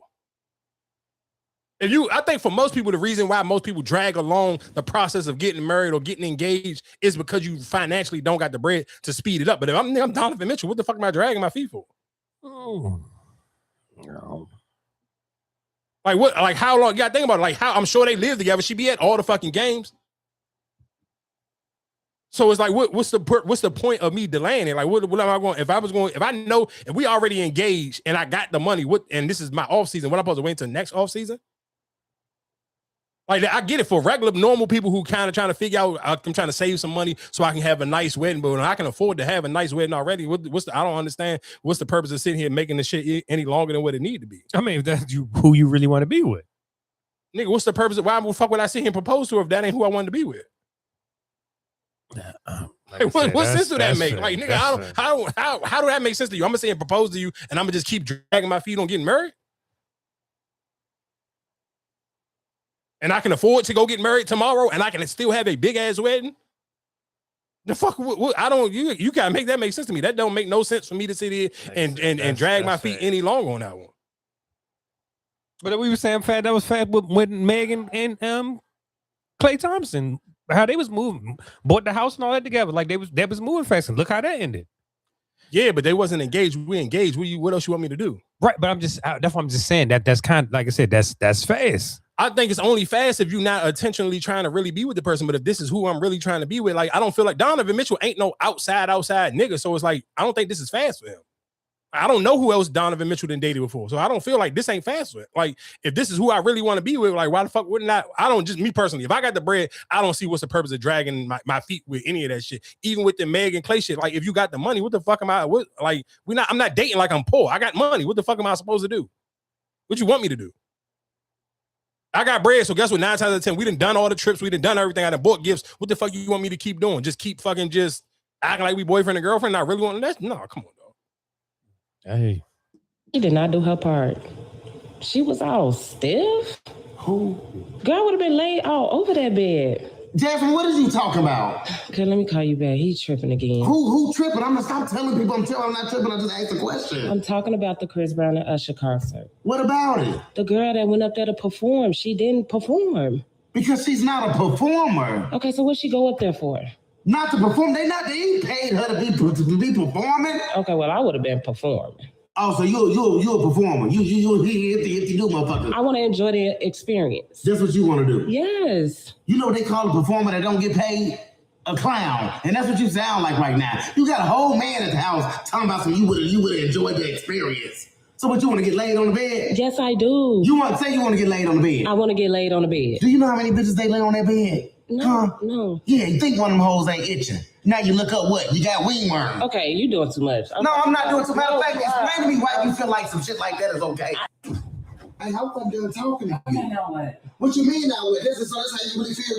You really would have went up on stage and did all that extra shit. Yes, I would have performed. But you said you talking that shit about you want to be a wife and wife this, wife that. You hoes ain't ready to be your wives. Because soon as a nigga that can come around and sweat, sing, and dance, now all of a sudden you forget you got a man at home. You might be saying like I'm gonna go home with the nigga. You would. I mean, if he asked me. See, you just almost made me call you something. Stop playing with me like that. See, that's what I'm talking about. See, why do they need to make more bitches like love, man? You need to calm down. Why you so mad acting like I was the one getting laid down? Like the one because it's your mindset. You think like that. You talking about you want to be a wife, just you think like that. My mama would never did no shit like that. So you meaning to tell me your mama would have never went for James Brown? I know you fucking lying. No, she wouldn't have went for no damn James. My mama wasn't like that. My mama got class. Okay. See, something you don't know nothing about. You want to be a performer. Go and perform. I got one more question. What? You making me miss? So if Beyonce was performing, you wouldn't go up there? No. See, that's the difference. I got class about myself. Beyonce's a married woman. Performing or not, I'm not doing that. Okay, I'll give you that. What about Cardi B? She's not married. What about her though? What if they brought you on stage to perform with Cardi B? What you doing? And they came out there and they chose me. Yes, you. Did I apply for this on Indeed? Nope, it's just random. Shit, if they picked me, that mean they needed me. They ain't had nobody else. And I got performing experience. I used to perform in the church. So it's a problem when I do it, but it's not a problem when you do it. See, you always trying to gaslight somebody. Don't even worry about it. Do you? Go and perform. She did not do. So real quick for people who didn't know, and again, of course, we talked about it last week, and it was all up and down the timeline when Usher brought the young lady out in Chattanooga or wherever. And then, so after that, he done, of course, the next time he performed, he sit here and said, hey, don't come up on this stage if you really don't want to be on this stage. So then he brung this lady on the stage, and I'm talking about she went stupid crazy. I'm talking about this lady, she was fat as all outdoors, one. Do you think that lady was kind of already like almost put in there? Because they even know this lady name. I want to say, what's her name? Her name is Is she a IG model or something? I think she is. What the hell was her name? Vicky Cobb. So even the way she was dressed, because I seen a lot of people in the comments saying, this don't look like somebody that you just picked out the crowd. Like this lady literally had on like booty shorts with her ass hanging out and almost like a halter top on. And like the way she performed, licking on his chest and all of this, like, come on, this wasn't just some random ass lady you just picked out the crowd. They felt like you were sitting here trying to make up for what happened on the other Jones. So let me sit here and kind of set the tone and like plant somebody else in so they can come and get on the stage with me. Of course. Do you think that's corny of him? No. It's performance. Yeah, it's performance, but I ain't gonna. The only reason why I'm gonna say it's a little bit corny. The only reason why I'm saying it's just a little corny, just because. And one I told y'all last week, that girl wanted her moment, and she definitely she got her moment for so sure. Why you think nobody else wouldn't do it again? No, but the reason why I'm sitting here and say I think he planned it and why I think it's corny, because realistically, because that wasn't natural. What happened with that girl was natural. You and this other girl, this wasn't natural, because Chris Brown, realistically, we see him say that last week. Like nobody ain't really seen no viral moments of Usher's performance where you kind of always seen it was Chris Brown, and you kind of still see it was Chris Brown until now Usher them had this other lady come up on the stage and everybody kind of like, okay, she understood the assignment, but at the same time, it made people kind of question where it's like, all right, where you find her at though? Like, why the fuck she just over here? Like, hey, she was like overly going. Like, she might as well just let you fuck on stage. She licking you on your chest and all that other shit. And this nigga wife still at the shows and all that again, man. Shout out to Usher. She got a video with the wife too. Yeah, that's still just a lot, though. Like that to me, just kind of like, what the fuck are we doing? Algorithm. Earlier, maybe.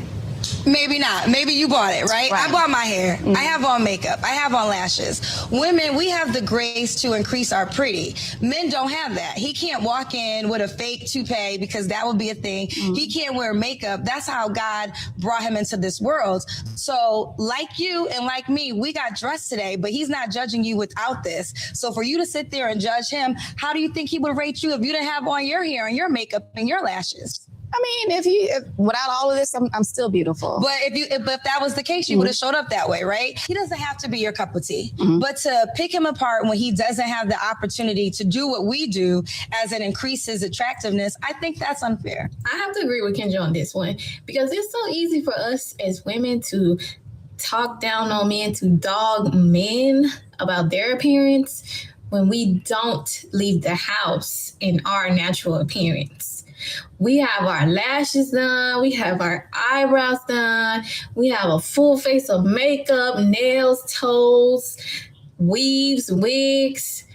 So yeah, you walk outside looking your best, but it's not your natural self.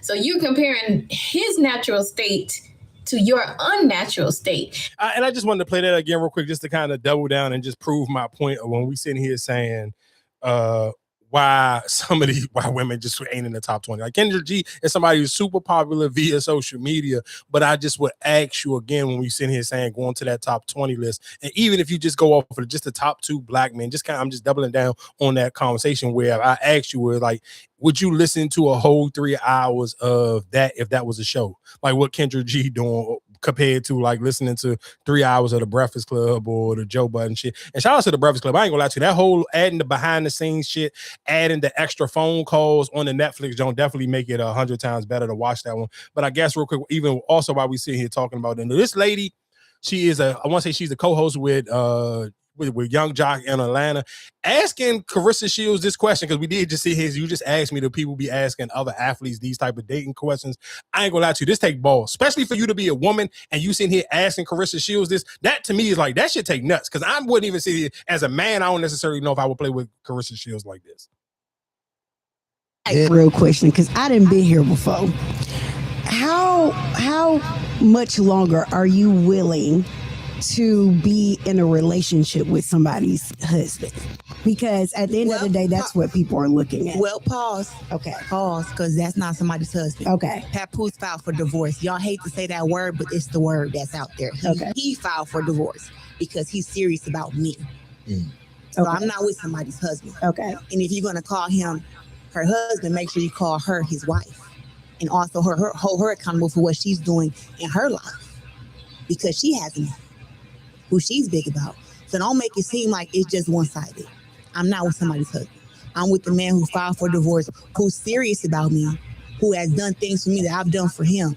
So that's not what it is. They say that because they want that to be the narrative, but that's not it. People go through divorces and breakups more than anything in the world. That's why it's such a big talk. Oh, we know. Oh, I just got to. Oh, I'm in one right now. But divorce takes time. Yes, and he's going through the processes. He's been through the court. It is what it is. I will, again, like I said, shout out to this lady. I'm not familiar with her, but I respect somebody even asking Carissa Shields, especially you being a woman, asking Carissa Shields that type of question right there in front of her. I take my hat off to you, because I ain't gonna lie to you.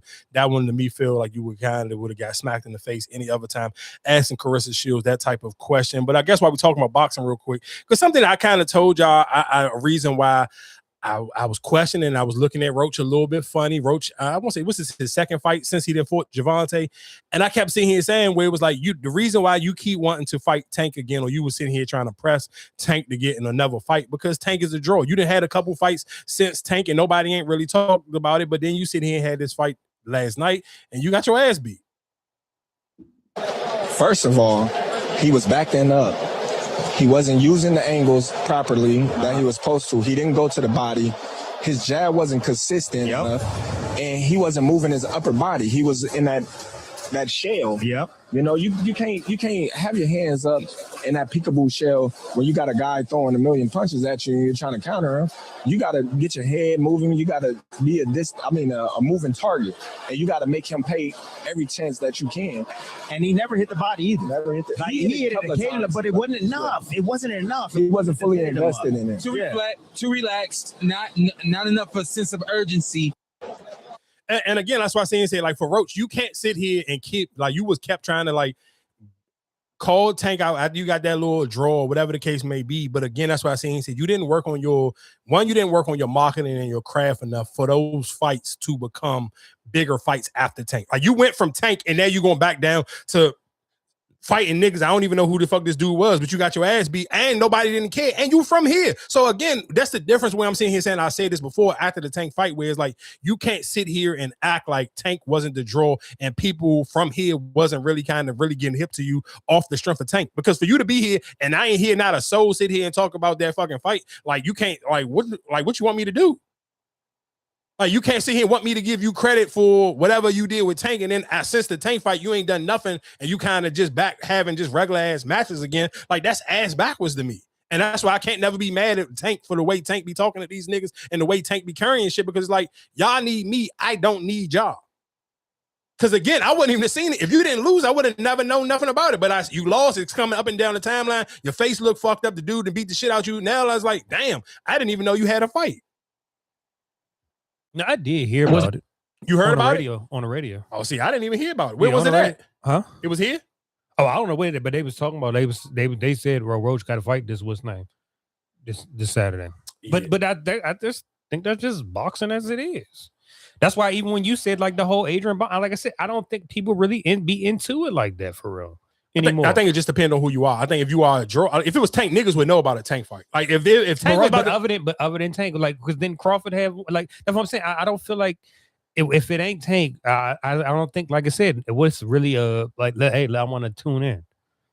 But that's not, I mean, that ain't us as the people's fault. That's their fault. No, that's what I'm saying. That's what I say. Just boxing as a I just don't think it is. Like I said, if it ain't the Jake Paul doing the little what's name joints and Tank, what else is really like? Oh, it was no. Listen, no. You, I think okay, maybe we missed each other's point. I agree with what you're saying, but I don't necessarily think that is the fans' fault. That's kind of even when we talk about music. That's on the boxer. That's on the artist. You got to promote yourself.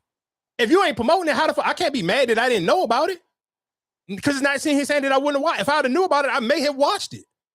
I don't even know. Nothing else was even on last night. So I'm not saying that I wouldn't have watched it if I would have known about it. But if you're not doing your rounds or going to promote it, because even shit before the Tank fight and after you won the Tank fight, you done went to the Breakfast Club and you did this, that, and the third. Like, why are you not promoting this fight? So you sitting here taking fights and not promoting them. And now only time we're gonna talk about it is because you lost. That to me is kind of just ass backwards. It's just like putting out an album and then you get mad because the album flopped. But did you go around really promoting the album before it came out? No. So again, I'm not disagreeing with you saying. Do I think realistically I think the difference between what Adrian Bronner is doing and was doing, and we can kind of go into even tie that in because we sit here and literally just said this last week beforehand.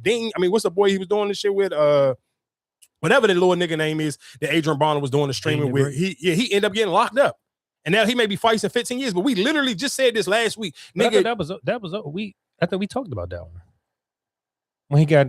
Well, I don't know what. I don't even know. We might have talked about it before, but I'm just saying now for him to get picked up for whatever the charges is. And now they holding him. He ain't out right now. Yeah, but he out already? Yeah, they doing stream. Oh, yeah, I ain't see it. I thought he was still in there. No. Yeah, he out. Something about him that maybe you didn't expect. I think like I said, coming into the fight, we just thought he was a one-trick pony. He actually used his feet. As you can see, he was stepping back and kind of countering or not allowing me to get my counters off. And, he did it the whole fight. So, I had to switch a couple things up. And, I just didn't succeed. That's it. Was there something about him that maybe you didn't? I can't believe you wasted that opportunity with Tank. That shit just pissed me off now, just even watching that shit and seeing. Yeah, but again, like I said, it was Dana great again, just for him.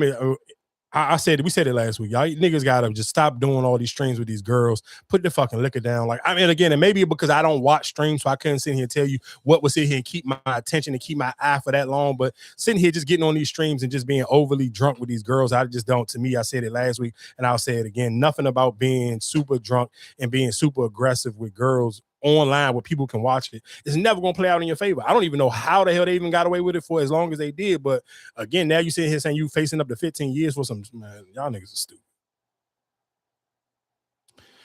What else is going on in the world? I guess we could talk about 50 Cent earlier. At some points, when people have success for the first time in their career, sometimes they need it to be all ass, right? So the difficult thing is if they have their success for the first time and it's a 50 Cent show, it is a 50 Cent show. Like publicly, people look at it like it's presented by 50 Cent. It's 50 Cent. The story is from Southside Jamaica, Queens. Everything is 50 Cent tied to the show. The music that's playing is 50 Cent. It got awkward for the writer, for the showrunner, because she felt like it was registering as a 50 Cent show instead of her show. And that turned into, it got weird with her behaviors and the things that was going on behind the scenes with her. And then it also was friction between her and Omari, because he was feeling like he was the lead and the star of the show. So she was having a problem with anybody who was leading the show because she felt like it was her show, like it was hers. And it was a show rightfully as a writer, but he is the star of the show. Omari would have died. Ghost Must Die. He would have died where Kanan died, that much earlier. She planned to kill Omari's character off right there. And I'm like, nah. I could feel how the general public was feeling about it. And I knew that was not the right decision. And I was saying, well, she said, well, then if he doesn't die, something has to happen. Something big has to happen. And I'm like, me, like kill my character. Like I got other shit to do. I got to go be 50 Cent and then I don't have to be here anymore. Like I took a pay cut to be there the entire time that I was on that show. So real quick, I guess my question is, even with the 50 Cent thing, I kind of made me wonder, could he has done more to kind of stroke Courtney Kemp's ego, because realistically, I kind of understand where she's coming from, because that is realistically how we kind of labeled the show. The Power Universe is a 50 Cent show. It's a 50 Cent show. That's how we kind of always say, oh, this is the 50 Cent shows. We kind of, unless you were somebody who's just actually locked in on Power and you watching it even after they go off, and then Courtney Kemp was doing like the breakdowns after every episode or whatever the case may be, so you got familiar with who Courtney Kemp was, I could kind of understand where she may get a little frustrated because she feel like I built this and I ain't getting the credit for it. So, and you kind of now get to see where they both kind of, okay, well, 50 Cent about to do this Fightland jump, and now Courtney Kemp has done Nemesis. I'm just off of if I'm just going off of just the first episode of Fightland, and we can give it to like 5 episodes and really kind of reevaluate this question. But if I'm just going right now, it's kind of like, I feel like she may be able to prove her point where it's like, yeah, you're the bigger name, but you almost doing like what Diddy do with the music, where it's like other niggas making the beat, but Diddy sitting here saying he the producer. And it's like, and that's kind of like what. But that's funny you said that. I was just talking about when we watched the Fightline, like that whole it's 50 Cent. Like, I think that's kind of, what is your expectation for it? Like, what is, I mean, because really, like, it's just your promotion. Like, it's not really you not writing it or anything like that. You just a promoter. For real. 50 Cent? Yeah. And I yeah, think so that's what I'm saying. If I'm Courtney Kemp, I can understand where she may feel some type of way because 50 gets all the credit. But do you think that do it hurt? Do it hurt the product? No, it does. No, do it hurt who product? It don't hurt 50 Cent product because he's getting all the credit. But if I'm a director or I'm the writer on the joint and I'm not really getting no credit, yeah, it's fucking hurting me, because guess what? Other people not gonna really give me the opportunity because they keep thinking it's 50 Cent, 50 Cent. But that's what I'm saying. But do it hurt the product? Because I'm saying, do it hurt the product? Because like, even that, if you didn't know what the Fightland is about or whatever the case may be, and you just said, oh, 50 Cent got a new joint, what is your expectation? So what you saying? I agree with that part. It doesn't hurt 50 Cent. I think it hurts 50 Cent because the bar for 50 Cent, the Power Universe, what we expect for a 50 Cent show, Courtney Kemp know how to keep doing that. That's why Nemesis was Nemesis. 50 Cent don't write these shows. Courtney Kemp was writing them. So the shit that you done kind of built for yourself around the aura of your TV shows was realistically off of the hard work of Courtney Kemp. So I understand why she looking for, it's like, I'm not getting no credit where people saying they 50 Cent shows instead of saying they Courtney Kemp shows. So now the first comparison we kind of get with them going separate ways, where you're not sitting here like putting it in that box, because it's easy under the Power Universe. You can sit here, 50 could easily swap out other people because you kind of already got the Tariqs and all of that shit kind of built in, so you can just play off of what's already been built in. But for now, these newer jumps where it's like, all right, you got to start from scratch now. She understand the formula. He mightn't have felt like she didn't understand the formula, but she proved she understood the formula, because look at how everybody was banging with Nemesis. When now for this 50 Cent jump for the Fightland, it's like, all right, we kind of out bar for, even for when you sit here saying like a normal Power Universe show, at least by episode 2, we kind of know who the good guy is, who the bad guy, who we gonna like or who we gonna hate. Now it can eventually turn around a little bit later, because again, originally, even with Raising Kanan, everybody used to love Kanan until now you see him say he killed Uncle Marvin. So again, with this Fightland jump, I don't necessarily, again, I watched the first episode. I felt like y'all probably paid attention a little bit better than I did, but just off of me watching it, I don't necessarily know if I like fell in love or hated a character off the first episode. That's why I said maybe we got to revisit this conversation again, maybe after episode 5. But I do feel like I understand, I know what I'm looking for from 50 Cent shows, and I don't necessarily know if 50 Cent can still hit that same mark without Courtney Kemp. But that's why I'm like, do you have to keep promoting this 50 Cent? Like I because I think people gonna give him I think people will watch because it's a 50 Cent show the same way people will watch because it's a Tyler Perry movie. But Tyler Perry is actually, you know what I'm saying? Like, we know, all right, Tyler Perry is do you really think 50 Cent is just putting any effort into this? I mean, like, I don't know. I can't. To me, I feel like it's just your name on it. I feel like a lot of people think that he is his show. Like, I thought it was his show. Like, he wrote it, or, you know what I'm saying? That's what I thought. So anything that has his name attached, since, like you said, since we see Power, you're gonna watch anything else that he does because of what he did in Power. Exactly. Until he proved you wrong. So that's why I'm saying like Fightland is going to be the first show with now no Courtney Kemp. Can you keep our attention like you did with Power? And realistically, wasn't BMF what I heard too? Yeah, but it's still kind of under, and that BMF kind of already comes with its own fan base. Going back into when we talking about with Jeezy, like niggas already, like people, BMF already got a lore to it where people wanted to So see. you was gonna watch it anyway. You was gonna watch it regardless. It don't matter who kind of did it, and that's why even think about it, that's why Jeezy and 50 Cent was beefing, because Jeezy and them wanted to do it first. Because niggas know, like the first person who ever came up with the BMF show first, that was who's going to get the fucking people to watch. Now, what you got to give 50 his credit is, of course, he was the one who put Lil Meech into acting school and all that, and took the chance on building up Lil Meech. Well, okay, Lil Meech look like Big Meech, so you got to give 50 some credit for that. Damn, are we gonna put an APV out for him? For who? For Lil Meech. I mean, yeah, no, I mean, I don't necessarily know how many. I mean, people wasn't checking for him beforehand, so I mean, I don't necessarily think. I mean, I don't know. I can't. It's hard for me to sit here and say that. Like, I think you kind of maybe got to give him. You had to give him a chance, because you can kind of say that for everybody who was on any of the other power shows. Not the main, like, nigga, you can say, or you can name, it's only two people, and since that Power universe, it's only two people I recently sit here and seen already on spinoff shows. The girl who played Terry baby mother, she was in Nemesis. Da Vinci gonna always get work because he was getting work. He was on fucking All American, so he was already getting work before he even got into the 50 Cent shit. And who it was, and of course probably Paige, but Tariq ain't been in shit else neither. Yeah, yes, he's been on. That's what I'm saying. He had. I mean, He's been, because like even with Tom, you know what I'm saying, other people, I just, with him, like I said, I think you might have bit your hand before you can really get into the, like I get who bit their hand. You can't sit here and say Lil Meech did. That's his father. What the fuck was I supposed to do? No, but I just feel like you got into that. So you saying you just you got to do what you got to do, because I feel like I said, the way you played it, kind of like, all right, we don't need you for real. But I don't think Lil Meech ever came on and said he didn't need him. 50 Cent and Big Meech started the beef. What was I supposed to do? That's my dad. I can't go against my dad.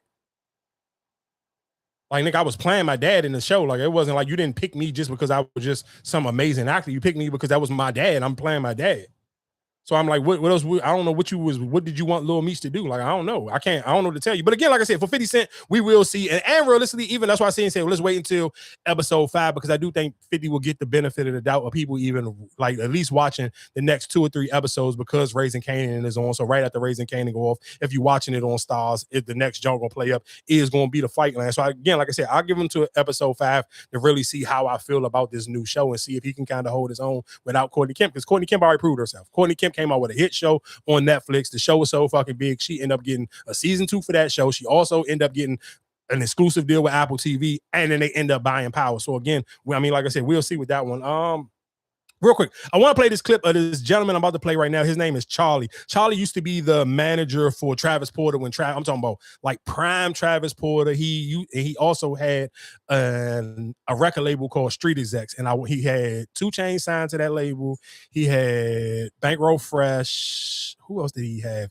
Kind of almost. I want to sit here and say he had something to do with Soulja Boy, early Soulja Boy, and I think after he got fired from Soulja Boy, I think that's how he ended up getting in with Travis Porter. I can't remember. That was just to give people a little bit backstory just before I play this clip. Social media is ruining artist development. Now, this is what so many artists are doing. They have a song, they're told make 200 TikToks about it. It works. You promote it constantly. You might get good at TikTok and it starts getting views. People come in, but once they click that follow button and they're watching you, you are pissing off your fans. They're like, I didn't sign up for this. Every video, you're promoting the same song. There's no mysteriousness. It's like a magazine full of advertisements and advertisements only. Like, I liked this song. Right. I hit follow, and now it's just you just doing gimmicky things to get more views. Yes, you might get more views and you might get more followers, but you're ruining the people who are inside of the experience. If I were to have an artist today, I would separate it. This is what I would do if I was an artist. I would have a separate page that's almost like a fan page. And I would have my friend and or an engineer, anybody, doesn't matter. And I would have them duplicate viral videos using my song. All the cheesy stuff works on social media. Just don't have the artist do it. Stop making these artists cheesy. Social media is... So 2 things I agree and I disagree with what he's saying. I do agree. I do think realistically for artists, they can't overdo it. And I think you kind of have to know the sweet spot for doing it. Because I do think realistically, the artist is the artist. Even again, when we're going back to Cardi B, and Cardi B can get away with what she's doing because she's Cardi B. And again, niggas is horny. I had a homegirl DM me and she sent me the video like, I don't like that Cardi B gotta kind of almost damn near be like prostituting this song to me, where it's like, why she gotta be both videos she butt naked. And again, as niggas ain't gonna care. Nobody gonna complain. Cardi B look amazing, so it's easy. You can even watch the video on mute. But I understand where she's going to be like, is nobody else who could get more views for this Cardi B song than Cardi B. And that kind of even go back into when Drake was clowning A$AP Rocky, where it's like, damn, Rihanna ain't even post your shit, because nigga, look how many fucking people like Rihanna's post anytime Rihanna posts something. So would it have helped A$AP Rocky out a lot? So I get what he's saying, where it's like, sometimes it do get corny if the person just keep doing it. And I guess the perfect example I could kind of give y'all, and I don't necessarily know how many people may see it or even be familiar, it's a dude in Dallas. He got the song Ben. Watch me bend, me bend, and he be doing the little dance. He got the crazy funny haircut. But originally, before the song kind of picked up and other people were doing the dance to it, he was the only person who could promote it. So I get what he's saying, where it's like, after a while, you're gonna get tired of it, because if I'm following somebody and they posting this same song and doing the same dance every single day, eventually I will probably get it tired of, and I may even unfollow them, or you may mute them and stop paying attention to it as much. So how do you kind of mix it up? But at the same time, where it's like, again, for somebody like Cardi B, who's better than Cardi B to promote a Cardi B song? So it's kind of like, you damn you if you do, you damn if you don't. Now, realistically, you may have to just come up with other clever ways to keep promoting the song. But at the same time, it's like, you kind of want to be your face via social media too. So I do think realistically, it just takes more work, where you kind of got to think of other clever ways to keep your audience attention, but you kind of don't want to go missing where you try, like, you ain't Beyonce, so you can't pull a Beyonce. You ain't Rihanna, you can't pull a Rihanna. So you kind of have to stay in people's face via social media, or niggas will easily forget about you. You've seen it too many ways. You've seen it for niggas who are great artists and then they go MIA and then you kind of completely forget about them, where you'll have some people who sometimes people feel like you be on social media a little too much. So, I mean, I guess like that right there, that topic is kind of like, damn, it's like, you damn if you do, you damn if you don't. It does get a little bit tricky. Real quick, I guess, because let's kind of get into sports a little bit.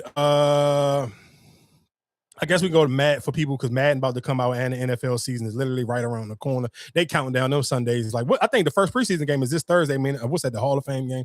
And one thing I guess that you have to be like, you got to be a diehard fan to really lock in on preseason. I don't never know how niggas can even watch that shit, because it's like, some of these niggas ain't even gonna make the team. Your real team ain't even gonna be playing. Like, I just ain't that, like, and I don't feel like niggas really be like, I could watch the what was the shit that they was playing on what is it called?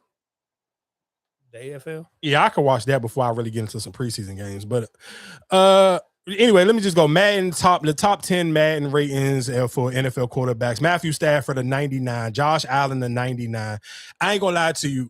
One thing I love, and real reason why I love just the football shit, because sometimes, again, because I get so locked into the WNBA, I always have to get the real taste of like how mad the rest of the world get when they get the football shit. Man, Josh Allen, I don't know who get more mad. I don't know if WNBA fans get more mad about the fucking endless promotion that Caitlin Clark get, or do fucking people get more mad about the fucking extreme glaze that they be doing for Josh Allen. Like, I be kind of be trying to like read the temperature on like which one be causing the real crash out, because niggas get, I'm talking about out there body behind these Josh Allen topics. Josh Allen a 99, Joe Burrow a 97, Lamar Jackson a 94, Patrick Mahomes a 93, Drake May a 92, Dak Prescott a 91, Justin Herbert a 90, Caleb Williams a 90, and Jared Goff a 88. I ain't gonna lie to you. Probably to me, the only real disrespect is Drake May literally only being two jumps down from fucking Lamar Jackson, and Josh Allen being fucking 5 ratings over Lamar Jackson and Patrick Mahomes. But that was Josh Allen's best year. What, last year? Yeah, right. No, it was the year before that. We won MVP. Matthew Stafford won MVP last year.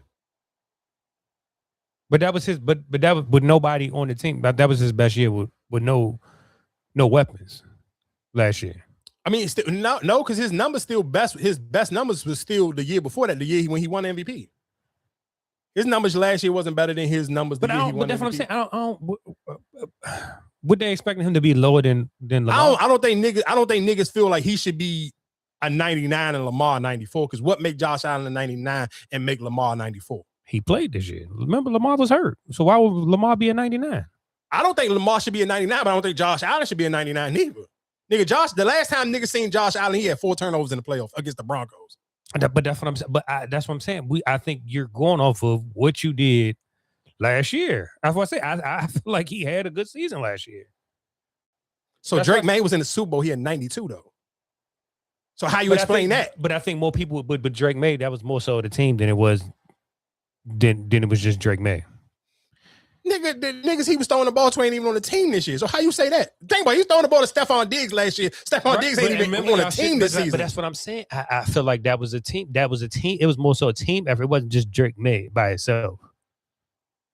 Josh Allen is just Josh Allen. Okay, so cool. Let's sit here and say this then. All right, let's say if I agree with that. Now, how you don't have what's my man name that was a quarterback for the Seahawks that won? Sam Darnold. He ain't even in the top 10. He won the Super Bowl. You say he's not in the top 10? Fuck no. Jared Goff is number 10. And he at 88. So Sam, you basically telling me Sam Darnold, who won the Super Bowl, and let's be clear, Sam Darnold balled out in the NFC Championship game. It was a shootout between them and the Rams. Yeah, but who won the MVP of the Super Bowl? So the running back. Yeah, for sure. What I'm saying. So I don't. But listen, but cool. Listen, what I'm saying though. My only thing is cool. I'm not disagreeing with you on that. But the last time, the nigga who's number 1, Matthew Stafford, I out-battled him. I ain't even in the top 10. You didn't have because that was a shootout, right? I think it was. Yeah, cool. Yeah, it was a shootout, but it don't matter. I won. My team went to the Super Bowl. Yours didn't. I'm not even in the top 10. And you number 1. That's all I'm sitting here saying. Well, that's the way niggas kind of will sit here and say, this makes sense to me. Again, I'm not mad. I don't think people, I wouldn't, listen what I'm saying. I'm not mad at the list, period, because when I play the game, I'm going to edit my shit regardless. So that's not going to make me upset. But I understand for people, if you sitting here saying you just play the game as is, I can even if I'm a Seahawks fan, it's like, damn, we beat fucking the Rams in the conference championship. We won. As a matter of fact, we beat them twice. That's how we end up getting fucking home field advantage. We beat them in the last game of the regular season, and we beat them in the playoffs. So how the fuck my man ain't even in the top 10? Yeah, I don't know how they go off of them Raiders. Because like even that time, I think because they even said what's his name, like TJ Watts, he's never been a 99, even when he broke the sack record. So that's why I say I don't know how. And then even if I'm just even listening and say if I'm a Denver Broncos fan. Bo Nix got me to the conference final. We could have even went to the Super Bowl if he ain't break his ankle in the joint. How the fuck I ain't in the top 10? But you got Justin Herbert. He ain't even been out the first round yet. But see, I think that's what you want at them being hurt. That's the only thing I can think of why you wouldn't have him up there. Because he's hurt. I got hurt, but the last game I played, I beat Josh Allen. But what we coming off of, that's what I'm saying. I think he's hurt. He's not. But no, I can't say because Patrick Mahomes up there too, right? That's my point. He number 5. Mm-hmm. Again, that's all I'm saying. So I just wanted to bring that up because I know we haven't had no real sports conversation yet. Shout out to LeBron James. LeBron James had back as the number 1 selling jersey of all times after a player has traded teams. That Philadelphia 76ers jersey is literally sold out damn near literally in every color wave and every size. So again, shout out to LeBron James on that one. And I do just real quick, just slight little, I kind of told y'all so. I'm not even, and this is what I'm saying. I'm somebody, I'm God willing, I'm here to live a couple of more years in life, a lot more years. But I'm just sitting here saying is my girl slowly walking up that goddamn 2010 calendar, and I'm not saying some people who crazy. You get online, realistically, you see some people saying some crazy shit. I'm not gonna take it that far yet. All I'm just sitting here saying is for the month of July, my girl Angel Reese almost averaging a 2010. 20, listen to what I'm telling you. Motherfucker went 23 and 13, 22 and 13. Man, I ain't gonna lie to you. Shout out to Angel Reese. She doing that motherfucker on a P level. She went there and niggas was sitting here saying she was going to be. And again, you know one thing I love about social media? People don't forget shit. You say something about somebody's favorite player, niggas gonna save your clips. They gonna re-bring them jokes up. You gonna be just some random ass podcast or whoever you are, and they gonna drag your ass to filth. I don't know who that girl was who was on social media and sit here and said Angel Reese was going to Atlanta and she was gonna be the 4th option and she was only gonna average 10 points. Ooh, I knew it was a long day for you them last 2 games. God damn, I don't know what that girl name is, but I know they was dragging her for fucking filth up and down Twitter and fucking threads for 2 days strong because Angel Reese had back-to-back 2010 games. And when I'm saying 2010, that ain't even she literally had 22. What she had, Dallas, I want to say it was 22 22 or 21, 13, and then it was 2013, something like that. I can't remember, but both of them games was damn near, it was over 20 points and 13 rebounds each one of them games. For the month of July, she damn near averaged a 20-10 game. So again, like I said, I'm not going to overdo it. I still feel like maybe she got like 2 more years before you can kind of literally damn near close your eyes and pencil her in at the 2010. But I do think realistically, if she can close this season out and can kind of at least, I seen some people saying that she can at least go 80% of the games left and you can kind of keep flirting with the 20 and 10. She may even be able to get most improved. I don't necessarily know how they do that because it's like, how do you give a 3-time all-star most improved? I don't know how the rules work for that, but for her stats to jump, how you can? Yeah. I mean, most improved, yeah. Because you proved better than what you were. Well, the first year for the last year. Because you made the all-stars is voting. Yeah, so I mean, again, that's if you said she was an MVP. Yeah, no, you can't do that. Yeah, But the crazy thing is, I hate that. Like, I was literally before I came in here, I was arguing with people on threads about Olivia Miles and the people sitting here trying to like sit here and again, I mean, it's fan bases. You can kind of see that where people just felt like you shouldn't even be putting Olivia Miles in the same conversation with Asia Wilson when it comes to MVP. But I'm like, how many times are you gonna give Asia Wilson the MVP if the Minnesota Lynx had the best record again? You can't do that 2 seasons in a row. Yeah, they on a 10-game winning streak. What's name back? Feedback. So you can't. It's like that change anything with her for Olivia Miles. Yeah. I feel like it probably may have even. I can't even sit here and say it slowed her down a little bit. I think they just got to get used to making sure Fee still get the ball. Like you can still see they trying to figure out how to make Fee still be Fee, but it's not necessarily just like on some. I'm just guaranteed to just give Fee the ball and she gonna go for 30 or 25. You can see they kind of still trying to work her in and they ain't trying to overdo it because it's like it's hard to sit here. I mean, again, she Fee, but it's hard to sit here and step on everybody's toes who been holding it down for the whole season. And now you kind of just coming back. So again, you can kind of see they still figuring it out. But I just hate the fact that niggas acting like it's blasphemous to sit here and say, oh, Olivia Miles should be in the same conversation with Asia Wilson as for the MVP race. Like that to me just don't make sense. How many years you gonna give Asia Wilson the MVP just for putting up video game numbers? But if her team ain't the best team in the league, how many like come on, like because I think that's what the MVP is. I think it's just off of popularity. No, you can't do that because then you lose the like. If you see him give her back to back, and you talking about last year, I understand. You end the season, y'all go on a 15-game winning streak. Fee get hurt, so cool. Okay, cool. It makes sense for Asia Wilson. Fee got hurt, you went on a 15-game winning streak. Cool, you won the MVP last year. But if you see him saying Olivia Miles stay healthy for the rest of the season, the Minnesota Lynx end off with the best record in the league. How the fuck you gonna give Asia Wilson the MVP again? But for her to get it because she's a rookie, only one person did it. And so guess what? If I'm in the WNBA, what makes that's a sexier story? It's a sexier story. You're absolutely right. It's a sexier story. But I feel like what is Minnesota's number 1 right now? Yeah, Minnesota number 1. And think about it. Going into the season, this was supposed to be a tank year for them. She basically pulling off what Jaylen Brown did. So let me ask you this, right? So if let's say they continue on this streak, right? Mm-hmm. Do you kind of discredit some of it now? Like you said, she's taking it back because what's name is back playing again. So her numbers might not be the same. So that might be more of a reason why. All right. But cool. But let's just say, let's say for the perfect example, let's just sit here and say just over the day game. They beat the Indiana Fever. She had 23 in the first half. You can't say I can't keep sitting here celebrating like cool Asia Wilson. You just lost to the fucking Chicago Sky. You had 34 points and y'all lost and y'all still lost. How can I sit here and make it seem like if my numbers is helping my team win and you put up godly numbers but y'all lose? Like, come on, dog. Like that to me, just sitting here acting like it shouldn't be a real conversation. That's the part to me is kind of like that's just not even that ain't even realistic. Like that's just you just dick riding at this point. But I don't even think she was in the. What number? Because I saw one thing that came up. She might have been 3, maybe. It was Asia. Damn, who was number 2? If anybody's thinking, if Olivia Mills ain't number 2, if Olivia Miles ain't number 2, I can't take nobody. I can't even take your shit serious. I know Stewie was 5. Oh, what's name was 2? It's Paige? No, I think Kelsey Mitchell was 2. I ain't mad if that. Paige might have been 4. I'm not mad if that's your. If yeah, that, I think. If you saying the 5 people, I want to say it was Asia, Kelsey, Olivia, Paige, and then Stu. I wouldn't be mad. I'm not mad at that. I'm not mad at that. I might be mad at the order, but I'm not mad at those 5. I'm not mad at those 5. But it's gonna be hard for you to sit here and say like, because I think Kelsey averaging like 21 or something like that. Shit, she may be averaging like damn near close to 30. Well, I think because I think they had AJ like 25. I think they had AJ 25. I think she was like 20, 21, 23, something like that. Olivia was 20, like just 20.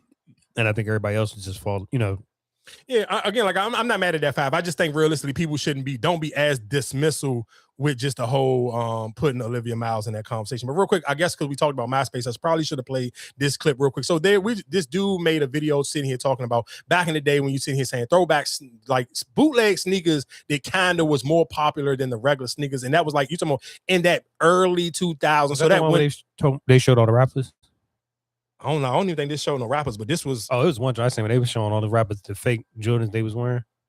Because it was a thing, though. I think people, if you didn't live in that time, it sound crazy. But at one point in time, he gonna say the dates, but you see him saying in the early 2000s, like you talking about 2002, like probably realistically like that 2003 to like 2006 window where the bootleg shoes was realistically more popular because the colorways was just so different, and niggas was kind of tired of just wearing the Jordans, the white and black Jordans, the red, black, and white Jordans, or the black and blue, like them subs. The Dub Zeros, the SpongeBob, and all of them. Yeah. Owe them an apology. We thought they were wearing bootlegs, but we just didn't see the vision. I made a list of fake Air Jordans that inspired real Air Jordans. Reverse Concords, yeah, fake sites did that in 2004. Straight copy paste. Let me know your favorites in the comments. Not gonna lie, the fakes, way more fire. Not a straight color match, but fake sites were getting creative with the color blocking and Jordan Peep game. My name is Ray. I'm an 80s baby from the Bronx, New York. I want to build a community of people who love fashion stories from the golden era before social media existed. So I thought he was going to say all the numbers, but he didn't. But basically it was from 03 to 06 where they was basically all just the knockoffs and the fake Jordans that kind of just had people in a chokehold. This is why we're going to call, because we talking about fashion. Now, I meant to bring the pants in here when we talked about them. I'm not going to lie to you. You got to be a different. I kept forgetting. I swear I meant to bring it with me because I see and told Marcus the other week I ordered some camouflage pants off of the TikTok shop, but it's from this clothing brand called what is it John called Minimum? I want to say it's called Minimum. It's like a huge popular, like almost streetwear brand, but it's like super popular on TikTok, and because they got like good quality clothes. And like the way they fit and everything is perfect to what's going on right now. But I ordered some camo Jones with like I thought it was gonna be like some slight bedazzle on it, but them shits was like the whole junk. And I'm like, yeah, I'm not gonna lie to you. I don't think I'm that cool. Like I feel like I'm just too old. I seen all the I'm like maybe I got to put them in the dry to kind of knock some of the shit off because this shit was just too much for me. Like I'm not gonna lie to you. Like I feel like I could do like maybe like one or two, like a couple of little sprinkles, but just going crate. You talking about camo pants and a whole exact junk just knocked down, like I'm cool. But I wanted to play this clip because Fabulous was talking about how he kind of really don't give a fuck y'all opinion on him wearing the bedazzle. All of a sudden, the stone bedazzle shit is like forbidden all of a sudden. But just to be clear for everybody who comment, I really don't care what people think. I really don't. That's my man right there. Like I really wear whatever I want to wear. Yeah, a niggas putting that shit on. That's the best way to be. That's the best way. I don't really care what y'all. And half of what you niggas can do, y'all can't do what niggas can do. Like this, y'all can't do what we gonna do. I seen this girl. She said she hugged a nigga in the spot. And mad bedazzles fell in her drink. Stop it. It's a level out there that is going crazy because they don't know how to do it. But that ain't fly shit is fly shit's fly shit. I don't care what fly shit is fly shit. And at Fanatics Fest, they doing like a little customization right shit. Right on the spot, yeah, and they do it. So it was like, yo, Fab, come to the sprinkle me real quick. They want to sprinkle me real quick. Fuck they talking about, you heard? That's why context is so babe, bitch. What you talking about? Made my shit in diamonds. Listen to what I'm saying though. I get it, and maybe Fab probably realistically, I feel like Fab has earned his level of confidence of how he don't care. But just me looking like when you sit here, you think about just getting a fresh pack or something you order, and you pull the joint up, and I'm talking about literally the whole entire from the belt buckle on down. It's just bedazzled with the camo. I'm just like, nah. I'm not, me personally, I don't feel like I'm cool enough to play them type of games. I just be like, I ain't gonna sit here and say it's gonna be a waste of money. I just gotta figure out how to knock some of them Jones off. It was just too much for me. Like I don't have that level of fabulous confidence where I'm just gonna put it on and it just is what it is. Like I ain't gonna hold you. I just can't get jiggy with that shit. I'm not even gonna lie to y'all. Have y'all seen the Popeyes, the dude who went to Popeyes and he found the rubber in his junk, in the chicken, the fried chicken? That shit looks so nasty. Like it looks, I'm talking about this nigga literally opened his chicken and it's literally ain't nothing but a whole goddamn rubber coming out of it. Oh, man. Oh, yeah, because when we talked about the movies earlier, I probably should have played this.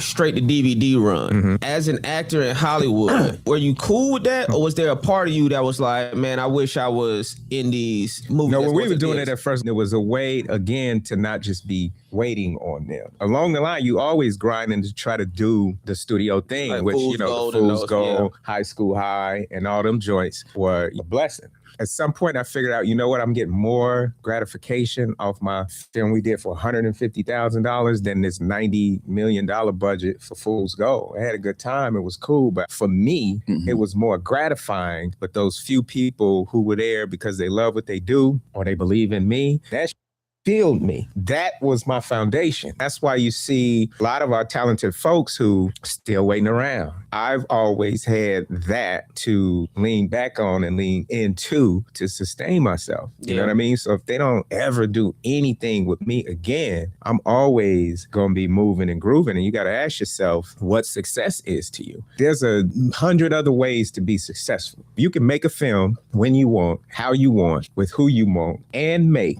good money for that film. Is that enough for you? Sometimes they make you feel like if this person or these people or that group don't say you're successful, then you're not successful. You ever think of how to just be making urban films and be making hundreds and hundreds of millions of dollars, and then they be like, I gotta cross over. To what? Right. Life is good, bro. You crossed over. They need to cross over and come see you where you at. But that's just that mindset to where they trick you into thinking your success is not successful because you ain't defined it for yourself.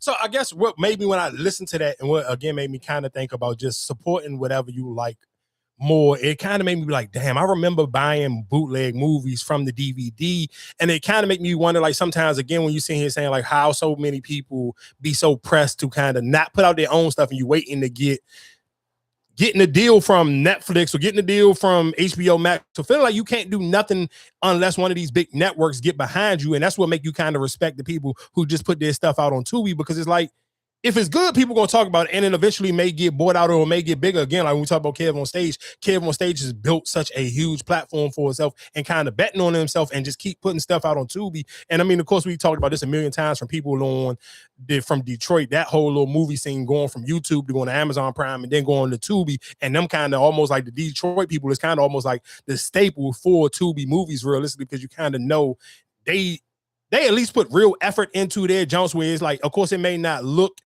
as clean as, of course, something will be on like Netflix or your HBO Max or Hulu, but you kind of know the storylines will kind of carry whatever else they may be lacking on. And it kind of made me be like, damn, like back in the day, we kind of like, you put some of these people in some of these bootleg movies, like, man, you appreciated them. Again, I always sit here and talk about shit like Paid in Full. I don't necessarily know how many people have seen Paid in Full in the actual movie theaters, or did you see it from the bootleg, man? Or you sitting here saying where it's like, what's my other jump with Mad Max in it? Shots. Like, think about how big some of those movies was. 9 times out of 10, most of them you seen them on bootleg. Even again, for Orange and the New Black, before Netflix was Netflix, niggas was watching Orange and the New Black from the bootleg, man, in the DVD jump.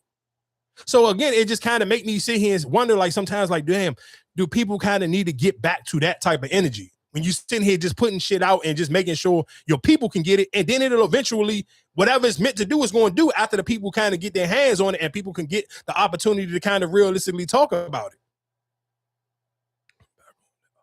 I haven't seen McGrew have in a minute. Like, what is that joint on?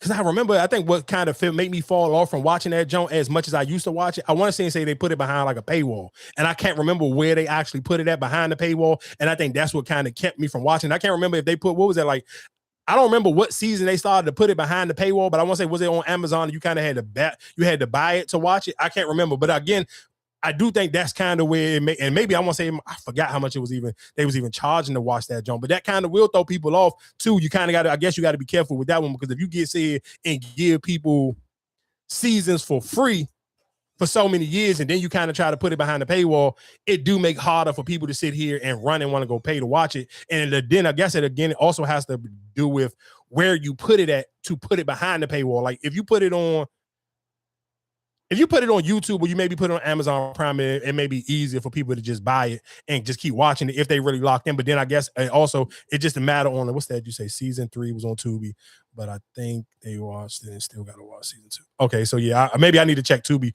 later on and see if I can find it, and then if it is on there, we can see and go back to it. Let's go to Tim's. We were talking about dressing earlier. Oh, I got 2 Jones. I got Mexican Jordans and Tim's. And a sneakerhead, I used to wear Mexican Jordans, kind of like these. And I think this general phenomenon of Mexican Jordans speaks to the influence that Black Americans have on a lot of children of immigrants, because at least for me, my first window into America was through Black Americans. Outside of that influence at school and with my friends, my whole world was Brazilian.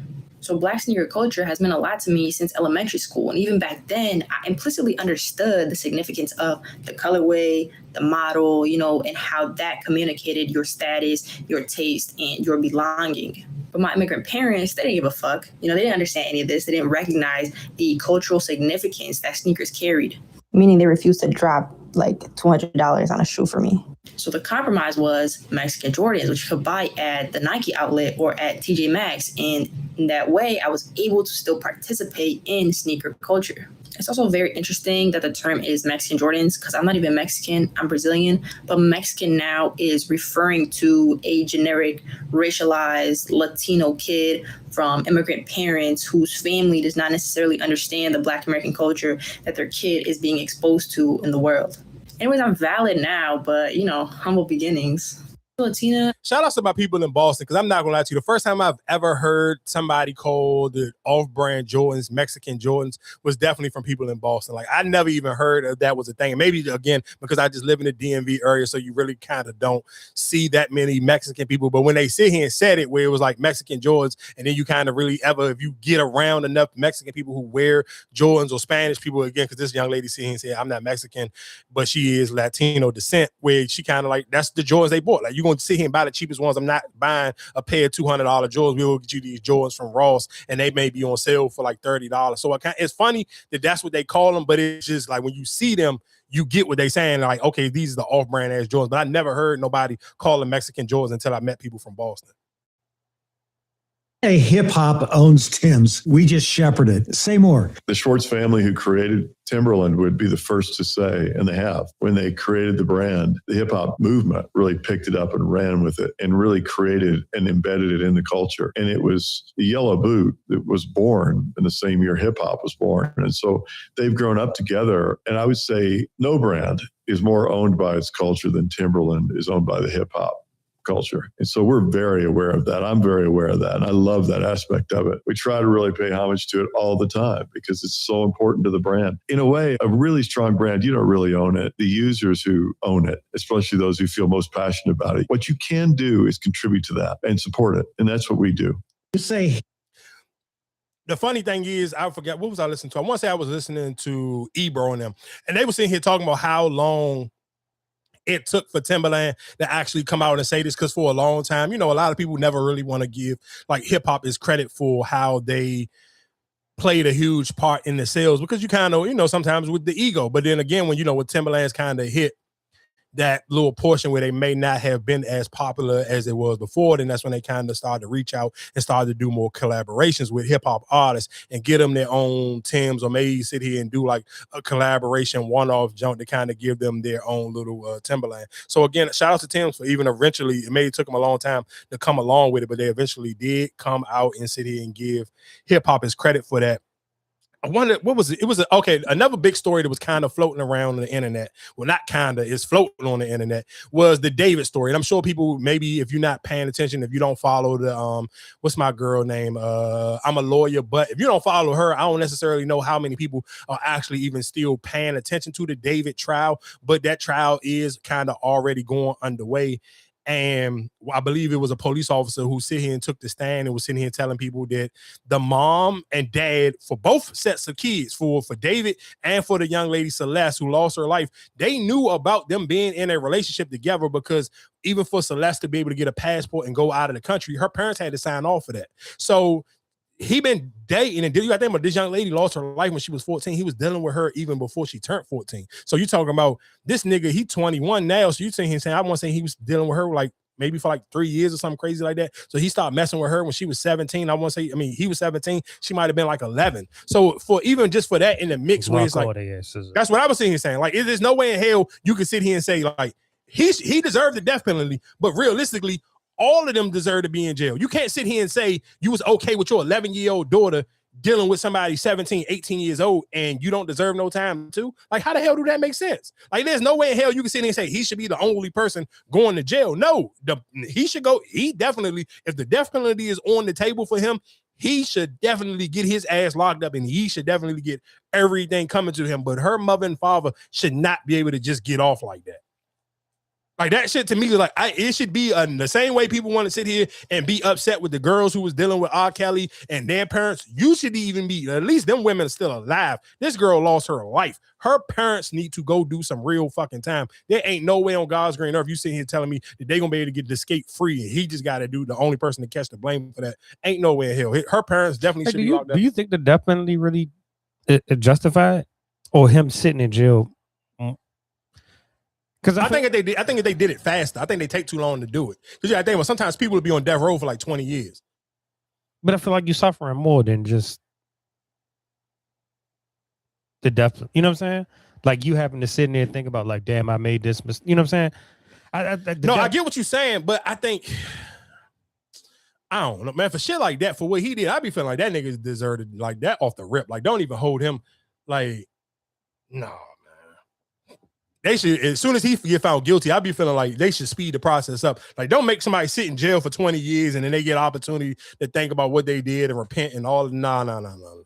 When you find him guilty, especially just for him in general, I ain't saying for every case, everything could be different at his own speed. But for him in general, as soon as they find this nigga guilty, they should pack him up and put him to whatever, like in 2 months. Like, give him 5 months. Give him 5 months before you execute him. But after that 5 months, nigga, get him up out of here, dog. Like, that was a little ass girl, dog. And even in every picture you see of her, she looked like a little ass girl. Like, come on, man. Fuck no. Get this nigga out of here. Pack his ass up immediately. We talked about Beauty and Black last week, right? Getting another season.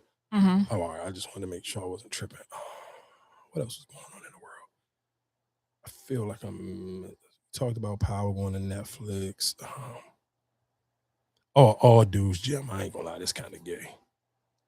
The thing about the men-only gyms came across my feed, and I knew that I had to read the whole article because I had a feeling that this would be the most closeted MAGA man thing ever, and the article did not disappoint. This was the article: men-only gyms seek to protect Christian men from lust. And these men who open these gyms in this article are presenting it under the guise of that they cannot work out in a regular gym because there's too many naked women there, and it's making them so lustful. One man couldn't keep his eyes off the women so much that he had to quit 4 gyms.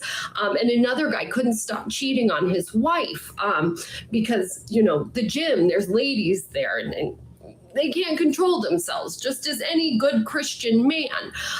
But then in reading their quotes, it sounded more like they didn't really lust after the women as much as they said. Maybe that wasn't the reason they opened these.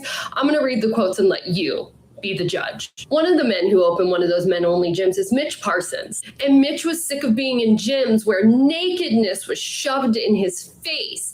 And he dreams of, quote, a place where Christian men gather, sharpen each other, and are formed under the fear of the Lord.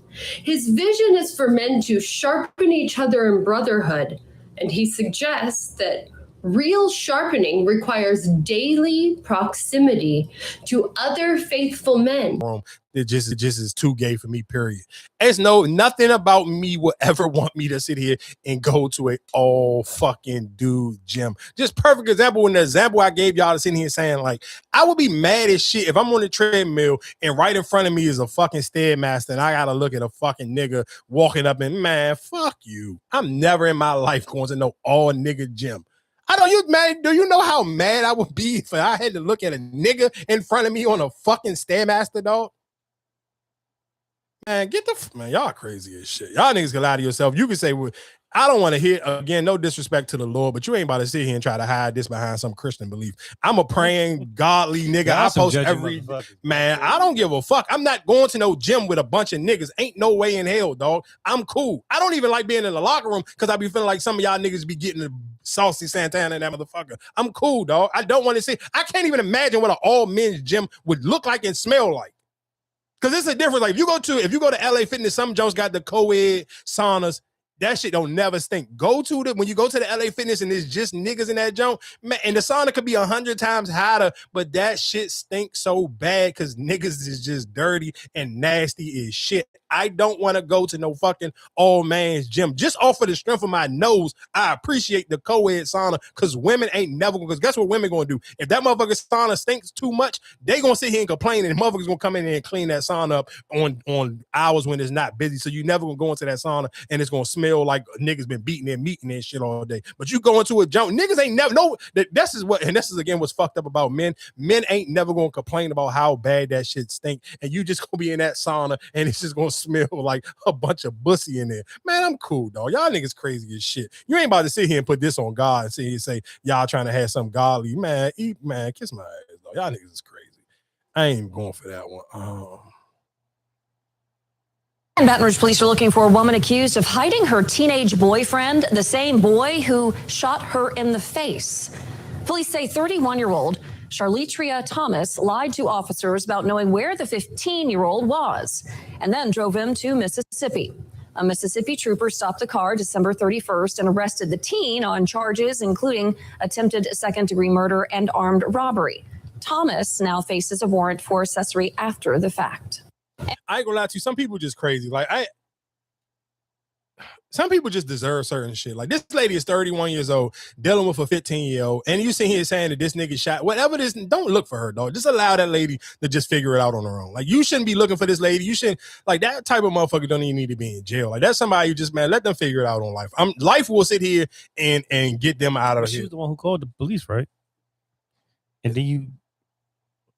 Well, why you like man? Come on. Yeah, that don't make sense. You called the police, and then you going to help the shit that be throwing me off with people like I'm never that horny, and I feel like I'm a horny ass person. But when you sitting here saying like kids, like come on, dog, she 31. What the fuck is a 15-year-old gonna do for you?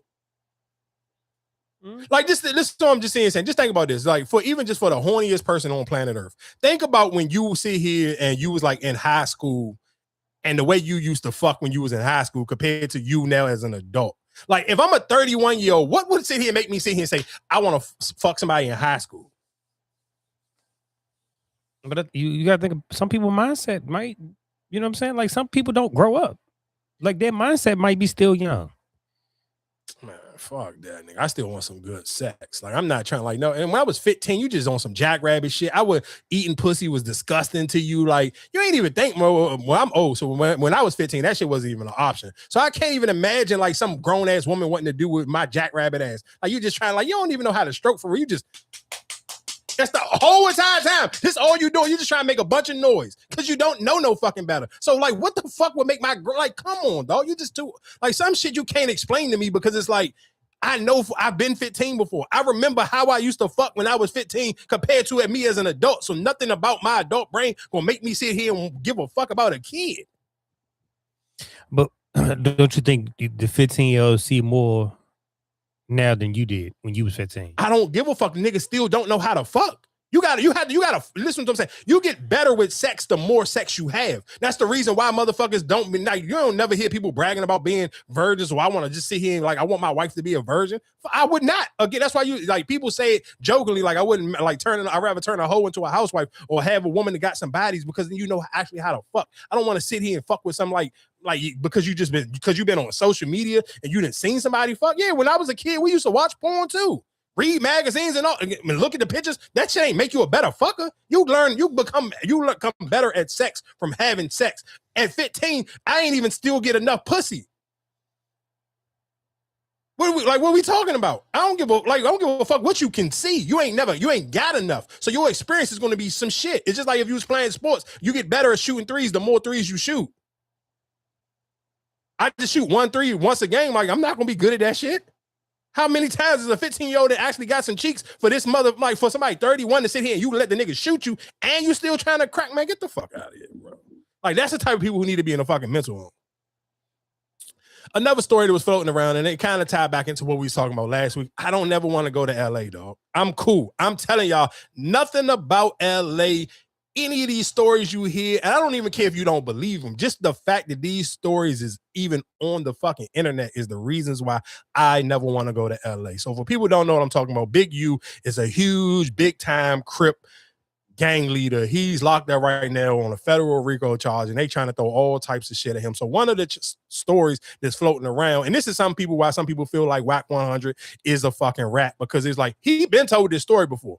He told this story before, and he kind of made it seem like he was the one that was pressing Future out. So now this story has resurfaced, and they're sitting here saying the feds have put this story out and sitting here saying that Big U and Whack 100 chased Future down while Future was with Sierra. So this was many years ago, because you got to think about Future and Sierra ain't been together in a brick. There's something about to fucking go to high school. So about to go to college. So that lets you know how long ago this was. But now this story is coming up while they got Big U in custody and sitting here trying to use this for the extortion part, saying that Big U used to extort niggas, and basically sitting here telling this story about Future, sitting here saying this was a perfect example of him trying to extort Future.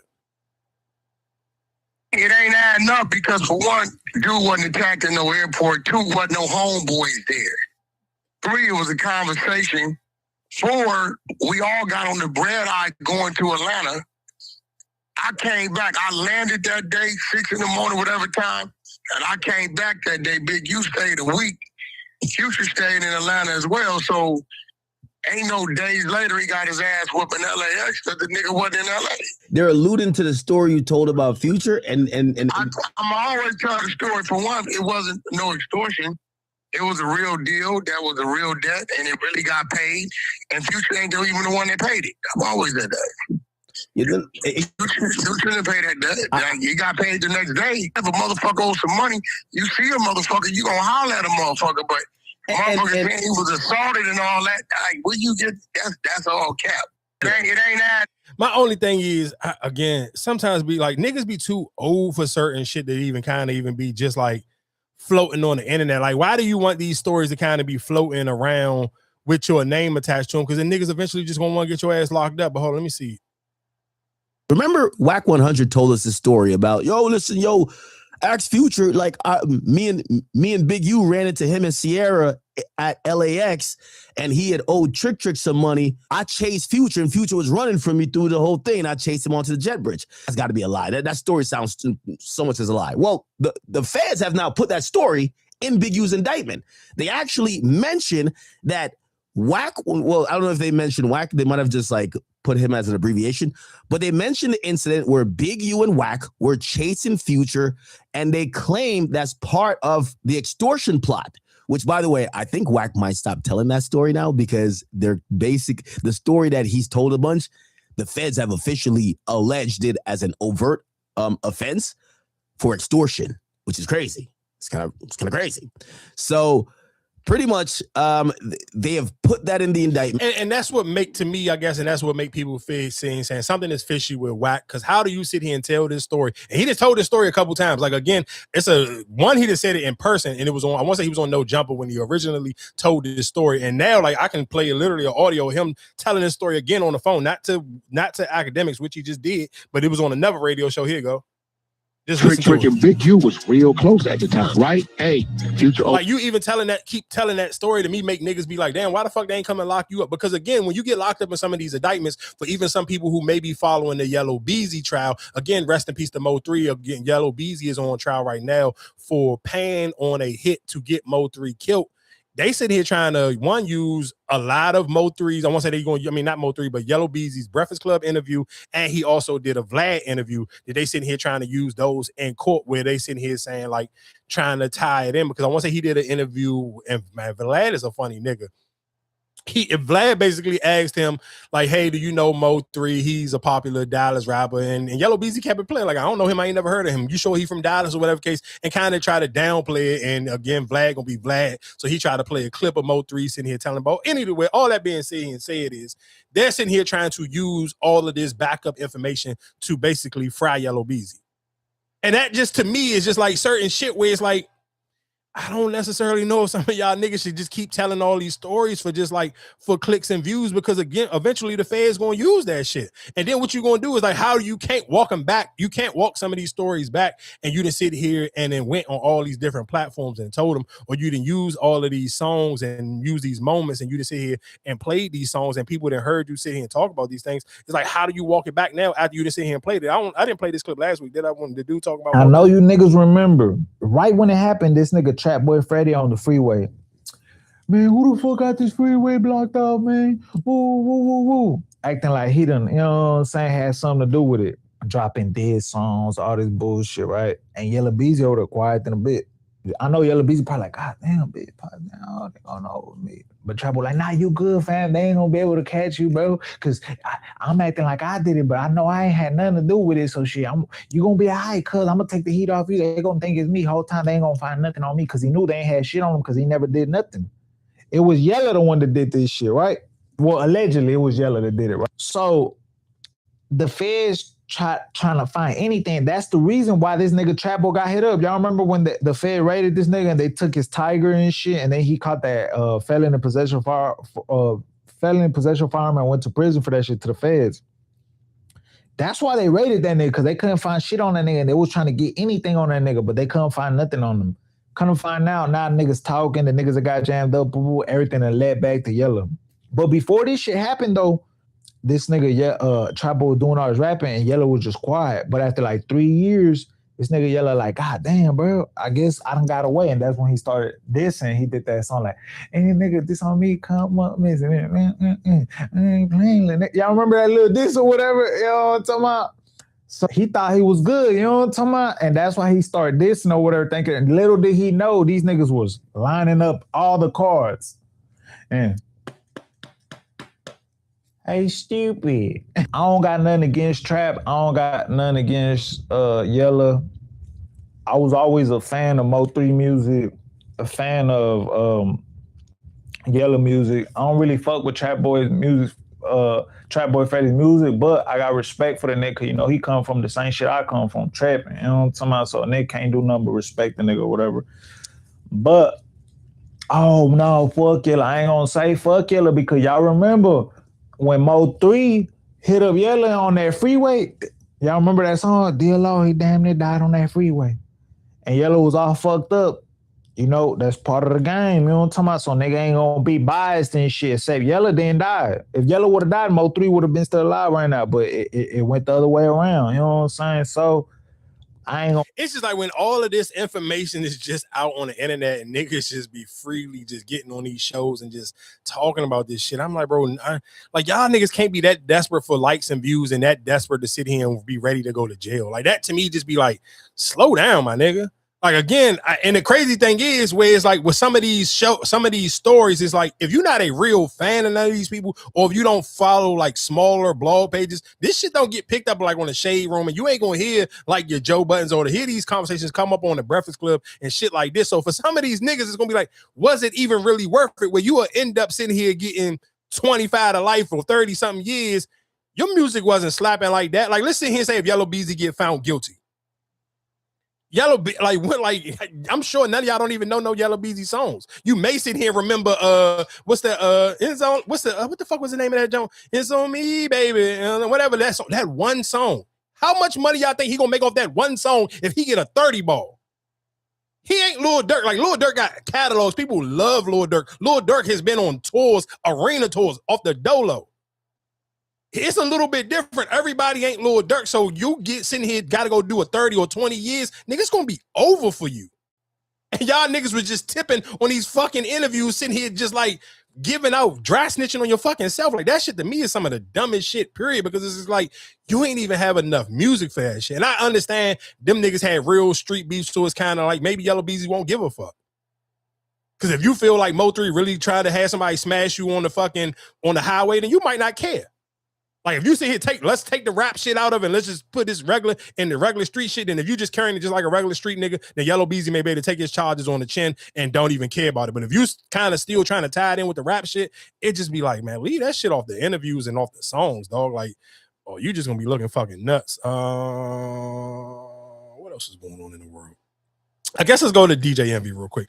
I hope they don't sit here because this nigga DJ Envy. One thing I can respect about, I'm gonna sit here and say I can respect about DJ Envy. He ain't never gonna fucking let Charlamagne sit here and be able to up him, but so fucking much. Damn, did I sit here and say the jump? I'm about to be mad if I ain't save it. But anyway, for people who maybe, if you didn't listen to the Breakfast Club this week, they were sitting here talking about, and it's kind of funny because we talked about the moisturizing shit, but they was talking about taking a shower. I want to say I think it started with Eric Benet. He was in the jump talking about niggas taking baths and properly washing their butt or whatever the case may be. So DJ Envy sit here, go on the Breakfast Club and sit here and say he didn't know how to properly wash his ass until him and his wife was in the shower one day, and then she put the washcloth and just really like put it up his ass for real and really wash his butt the right way. It just be certain shit where it be like, dog, some shit I just cannot say. Like it just, and maybe that's why the Breakfast Club is the Breakfast Club, and that's why, and again, where it's like for DJ Envy, you kind of always want to kind of have your moment, but it's like I be knowing his wife and kids be like, bro, can you just like, come on, dad, like you, everything ain't got to be sitting told. Like you sitting here basically, because now a niggas gonna sit here and think about two things. One, pause. Niggas gonna sit here and think about your wife sitting here taking this fucking rag and sticking her finger up in your asshole. And then you to just sit here and come on like as a grown ass man and repeat that shit. Like, bro, it's just some shit. I don't even want people to be able to picture that. I don't want niggas to sit here and be able to imagine my wife taking a wash rag and taking it, putting it on her finger, and she's sticking her finger up in my butthole, dog. Like, fuck, I don't want people to think about that. Cause that's what niggas, for people to make it a joke and laugh at it, y'all imagine DJ Envy wife taking a wash rag, putting it on her finger and sticking her, man, come on. DJ Envy was a wild nigga. But we didn't get to talk about animals yet. Y'all know I see and said I was gonna try to add this in once a week. So this one is kind of a little bit different, and it make me sit here and wonder that people have too much compassion for animals. So it's in California, if they have a huge, I'm talking about OD case of fucking wild coyotes. So it's an empty building where they building it up, and it's coyotes just in the jump. But the crazy thing is, of course, you know, in California, people be out there walking and they be jogging, and people got their dogs. So some people scared, but I'm kind of like, why I just don't blow this shit up or somebody come take a gun and just like have coyote for a fucking week for dinner. I think people be just, because I can't imagine, just imagine, like, especially if you got a little dog, or even if I'm a jogger. No, these coyotes in that joint deep as shit, like a gang. It's like 20 coyotes and they just on different floors, because this is like a town. I can't even say like it's a townhouse or it's an apartment building. It look like a townhouse. Like they building up a townhouse, but the coyotes is just literally like just on every floor, and they just laying there, just lamped up. Like, nigga, it's, man, fuck no. Man, people be too nice to these animals. But let me play this clip. You said they building something? Yeah, look, look at this shit.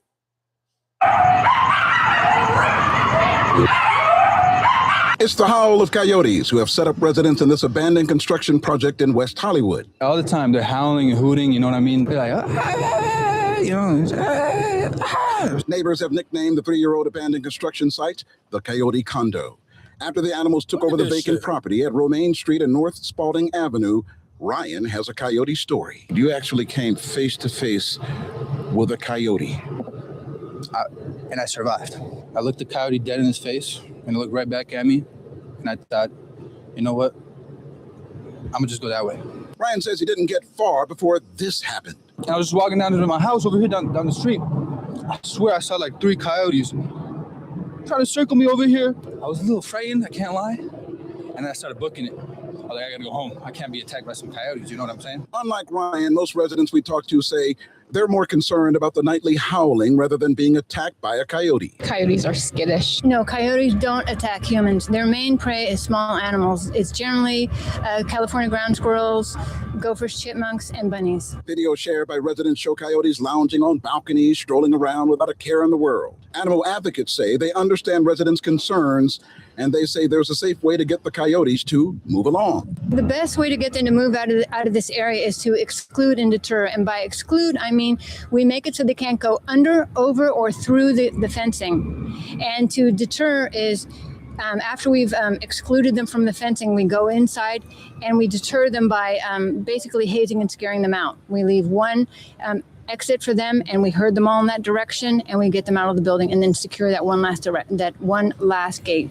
Again, this is what I'm saying, and this is when I see and say that people just be loving animals too much. I'm sorry. If this was me and I lived in that area and I seen all them coyotes, I'm telling y'all for the rest of the summer going into the winter, for Thanksgiving, we having coyote. For Christmas, New Year's Eve, we having coyote. There's no way, especially if I had a little dog, fuck that. I'm gonna go to Walmart, go get me a little shotgun for like $120, $180 or whatever the shotgun's running for in 2026. And I'm gonna sit here and I'm gonna be having me a fucking coyote feast. I'm not sitting here changing my routine around for these fucking coyotes just laid up in this goddamn abandoned townhouse. I don't even know what why they not doing the construction work. Where the fuck is the construction workers not sitting here trying to chase these coyotes out? Because them niggas just in that joint just chilling, and this lady sitting here. That's why it's abandoned.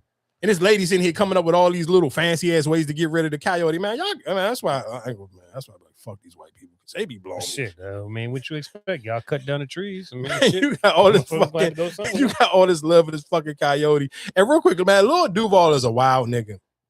I respect that a nigga kind of just say shit that kind of just be on his mind and the internet. But to sit here and play and sit here and say that you never seen, basically sitting here saying that Brittany Renner was never pretty. She was just a light-skinned girl who was on the internet at the right time before everybody else is kind of disrespectful. One is disrespectful because I don't think and even that was Brittany Renner's response, where it's like, Lil Duval has never been no fucking bodies like, oh, he's the sexiest man. Like, bitches is just lining up to give Lil Duval some pussy. Like, that to me is kind of crazy. And it was just like random as shit. Like, you just randomly tweeted, oh, Brittany Renner ain't never been pretty to me. Like, what the fuck? You could have kept that shit to yourself, put that shit in the group chat. Why the fuck do you gotta come on the timeline and sit here and say that? I ain't mad at Brittany Renner. I would have violated that nigga even worse than that. You just randomly sitting here saying that I don't look good. Like, you nigga, you crazy as shit. But anyway, real quick, because we did talk about firing and you sit here talking about Ryan Clark. So you know some people kind of got upset that fucking Tony Romo got pulled over for a slight DUI. Slight? Shit ain't no slight. That nigga was fucked up. You felt like he was drunk? He was doing push-ups and some more shit. Well, let me play it for people who ain't seen it. Any head injuries? Excuse me? Any head injuries recently? Any concussions? Hello, darkness, my old friend. No, with a real John, where he actually was doing I'm mad as shit. I thought I saved you. But anyway, he was doing push-ups. What else he was doing? They had him doing push-ups. They had him doing a bunch of like little jumps to kind of prove that he wasn't messed up. But he got suspended from CBS. And people was like, it's crazy that he gets suspended and then Ryan. I mean, of course, in CBS and ESPN is two different jumps, so the networks ain't the same. But I don't even necessarily, I get. Tony Romo kind of good at his job, so I'm kind of surprised that they even suspended him for that.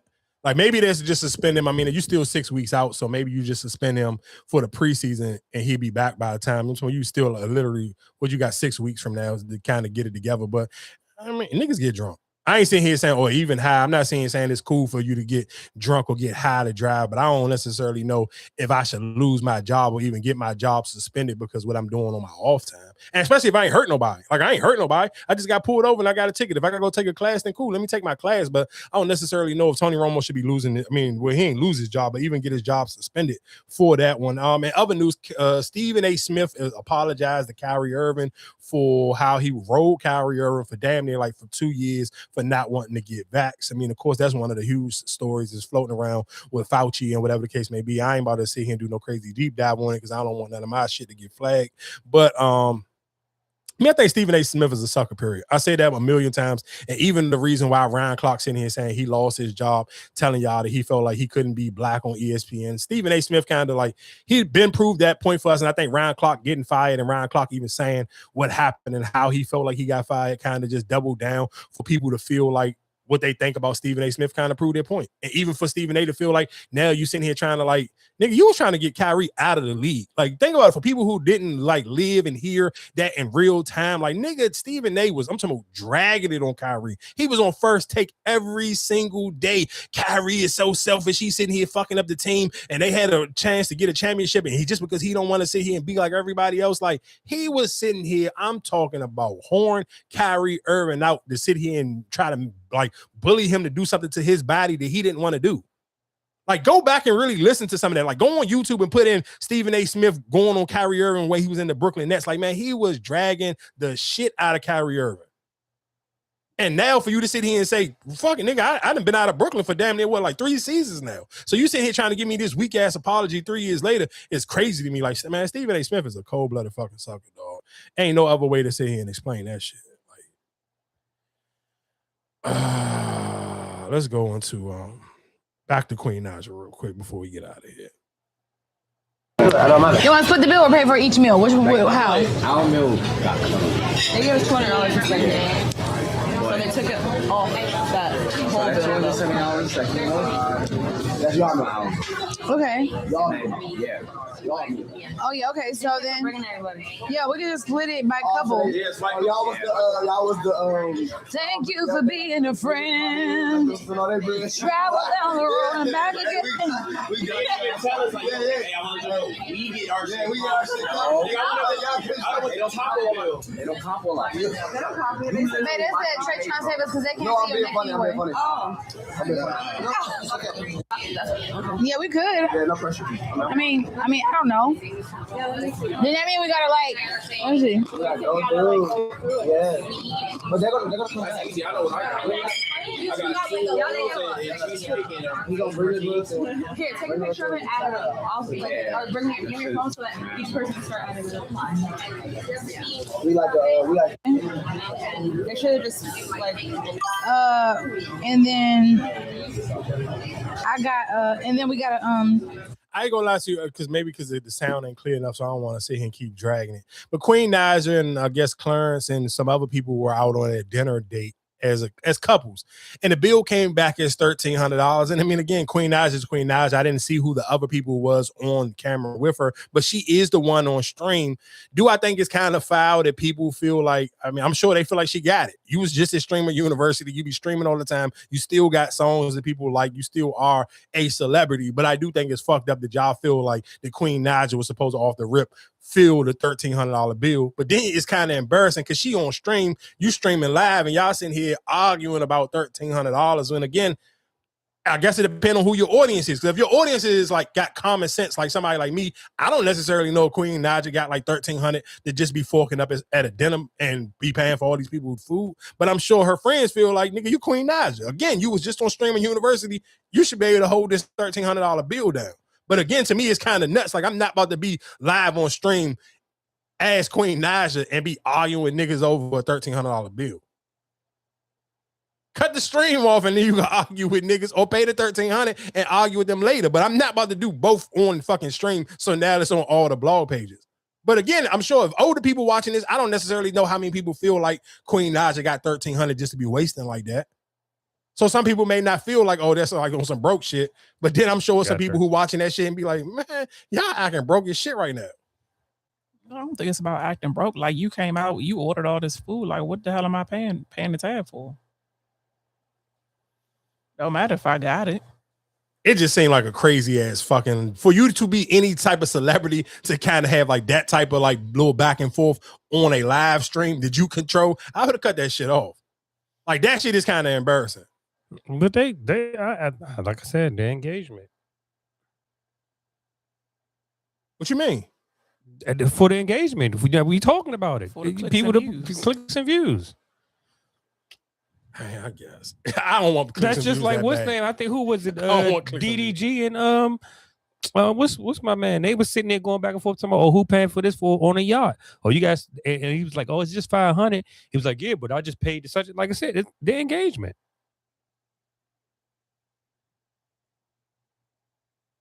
Yeah, I don't know if all engagement, good engagement.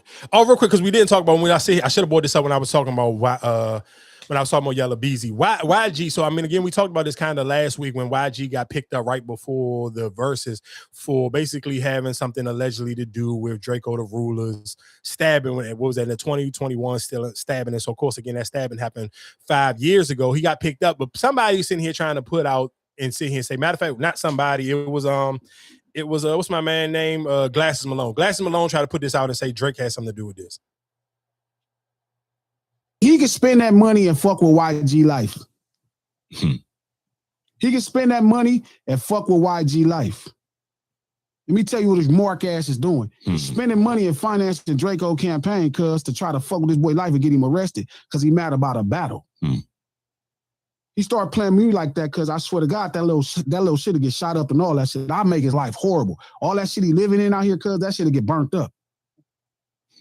See, the difference is, it's like real power.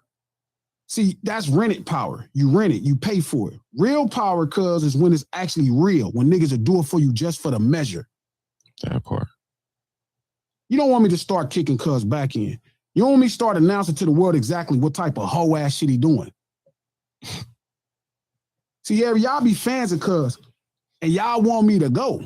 I'm not really tripping about, it's not an important topic, cuz. You wanted to do it. This ain't no conspiracy. This is a fact. See, he could spend that money and fuck with YG.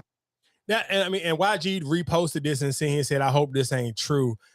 I mean, again, I don't necessarily know. I'm not in the industry. I don't live in California, so I don't necessarily know how Glasses Malone could even get this information. And I wouldn't even know. I mean, Drake, did Drake have a song with him? I think Drake did have a song with him. I just don't. I hope, like, in your mind, I guess. Because what's that other dude? Top 5 or whatever that could have. I think he said something about it too. Oh, saying that it's true? This story is true? He was saying, tell YG to stop playing for you before you come out to LA. So it got to be something to it. I guess just as a Drake fan, you would hope that that's not true, because that's just some hoe ass shit. Like, if you were sitting here, like, you can't see if you helping get the feds on a nigga, like, that to me some sucker shit. I can't respect that. It's just, that shit is corny, especially if you talking about it's just literally over some diss song type of shit because you felt like YG didn't choose you in a battle. That to me is just kind of gay. Like, I ain't even gonna hold you. Like, I don't care. You could be the biggest Drake fan in the world. You can't sit here and tell me you could try to come up with some type of excuse for that one. Yeah, that one is it. I don't really got too much else on the plate. I guess I can end it with I end it with this gentleman right here, but I ain't got too much else for y'all. Seeing clips of Brandon Tatum covering the Nolan Wells story, suggesting that we need to stop interjecting race. He claims he doesn't hate black people. He just simply believes in accountability. Now, Brandon, can I call you Brandon? You accuse black people of interjecting race as though race is just some random interruption inserted into otherwise neutral circumstances. You can't interject something that is already deeply embedded in the structure. And your obvious inability to comprehend that structure does not make the structure. Hey, real quick, Erica, do you be on TikTok enough? Do you know who the Woo lady is? Have you seen her? It's a lady who live in Miami, and she be teaching girls how to to find tricks in Miami. Nah, she's never come across my timeline. Oh man, fuck! Before I play this, I gotta just hold on. Damn, where the Woo lady at? Because I've been hearing people talk about her for a minute, but I never really seen it. But then for some reason, randomly, this week it came on my timeline like 2 or 3 different times. Once she got into it with what's my man's name? She got into it with Benadon, and she also got into it with somebody else. Yeah, you need to stop that. That's why Jade and all them follow you, sitting there talking to everybody, man. Everybody who cute, man, you talk to all they men and you know what? I'm disappointed in you. Next time you get on live, I want you to tell them how you was talking to a married man. Tell them how you was talking to Cardi B husband. And you know they married. You old young nappy. Cuban links. He wants pictures in my cars. I gotta drive to 6 hotels to do 25,000 photos, and he's always playing that old stupid music. I don't want to hear Trina. I don't want to listen to Foxy Brown. I don't even know who that is. You talk about everybody. And then you was friends with Ari. How you friends with Ari? Moneybag was trying to talk to you when you was 17 years old. How you friends with Ari? And you be talking to G Herbo. I just was trying to figure out why G Herbo when he got married. You talk to Tati, calling, telling you loving her, you begging her, all this stuff. Y'all better leave me alone. Go get Tati. Somebody better get on this phone right now because the contract is breached. I can say whatever I want to say. That's what somebody better call her. Don't call my phone no more unless you want to go to court. I'm going to say what I want to say, when I want to say, how I want to say it. Get the judge ready to go. I want to go to court. Proof, evidence, witnesses. I can't make none of this shit up. And y'all, the record label, y'all got all the proof. I gave it to y'all on my cell phone. I downloaded it and y'all took it all and made me sign. Yeah, I want to go to court now, though, because y'all don't know how to do this right. And I tried to be out of respect because I was having relations with one of your attorneys. But because one of the attorneys want to sit here and play in my face and he's not doing anything about this contract being breached, I feel like you on their side. Again, sometimes I know everybody don't be into some of this like super extremely messy shit, but you got to find some of these smaller blogs because some of these people ain't famous enough to make the shade room, but their fucking stories be 100 times better. I ain't even gonna lie to y'all. Yes. Because me and him never had a motherfucking conversation about Tati not once. And you said, ask me in my fucking line. That's the truth. No, it's not the truth. Because me and him never had a motherfucking conversation about Tati not once. And listen, that's what was said to the table. Ask Boston. I don't give a fuck. I'm telling you what never fucking happened. You don't have to give a fuck. But when I broke it down to the world, because that hoe was playing with me, she breached the contract. That's why all this shit coming out. Be mad at her. Leave being out of it, baby. Okay, we can leave you out of it today. Thank you. And all that bitch ass, you don't gotta do that to me because I don't. Okay, that's fine. And you don't gotta talk about my popcorn center. That shit make over $1 million. Don't talk about nobody business. I respect you. You respect me. Keep it moving. Well, if you want me, I can. I can help you with that because there ain't nowhere I'm gonna shop at. Say it again. Yeah, I can help you with that business. I'm talking about moving it somewhere that don't got. I don't need to be moved. I see that. I'm not just like you. That got a best. It's been there for 8 years. No eviction. It come with a bestie. I'm worried about your health. 8 years, but you got a business. I'm worried about your health. Do you know about your? Do you own a business? Yes.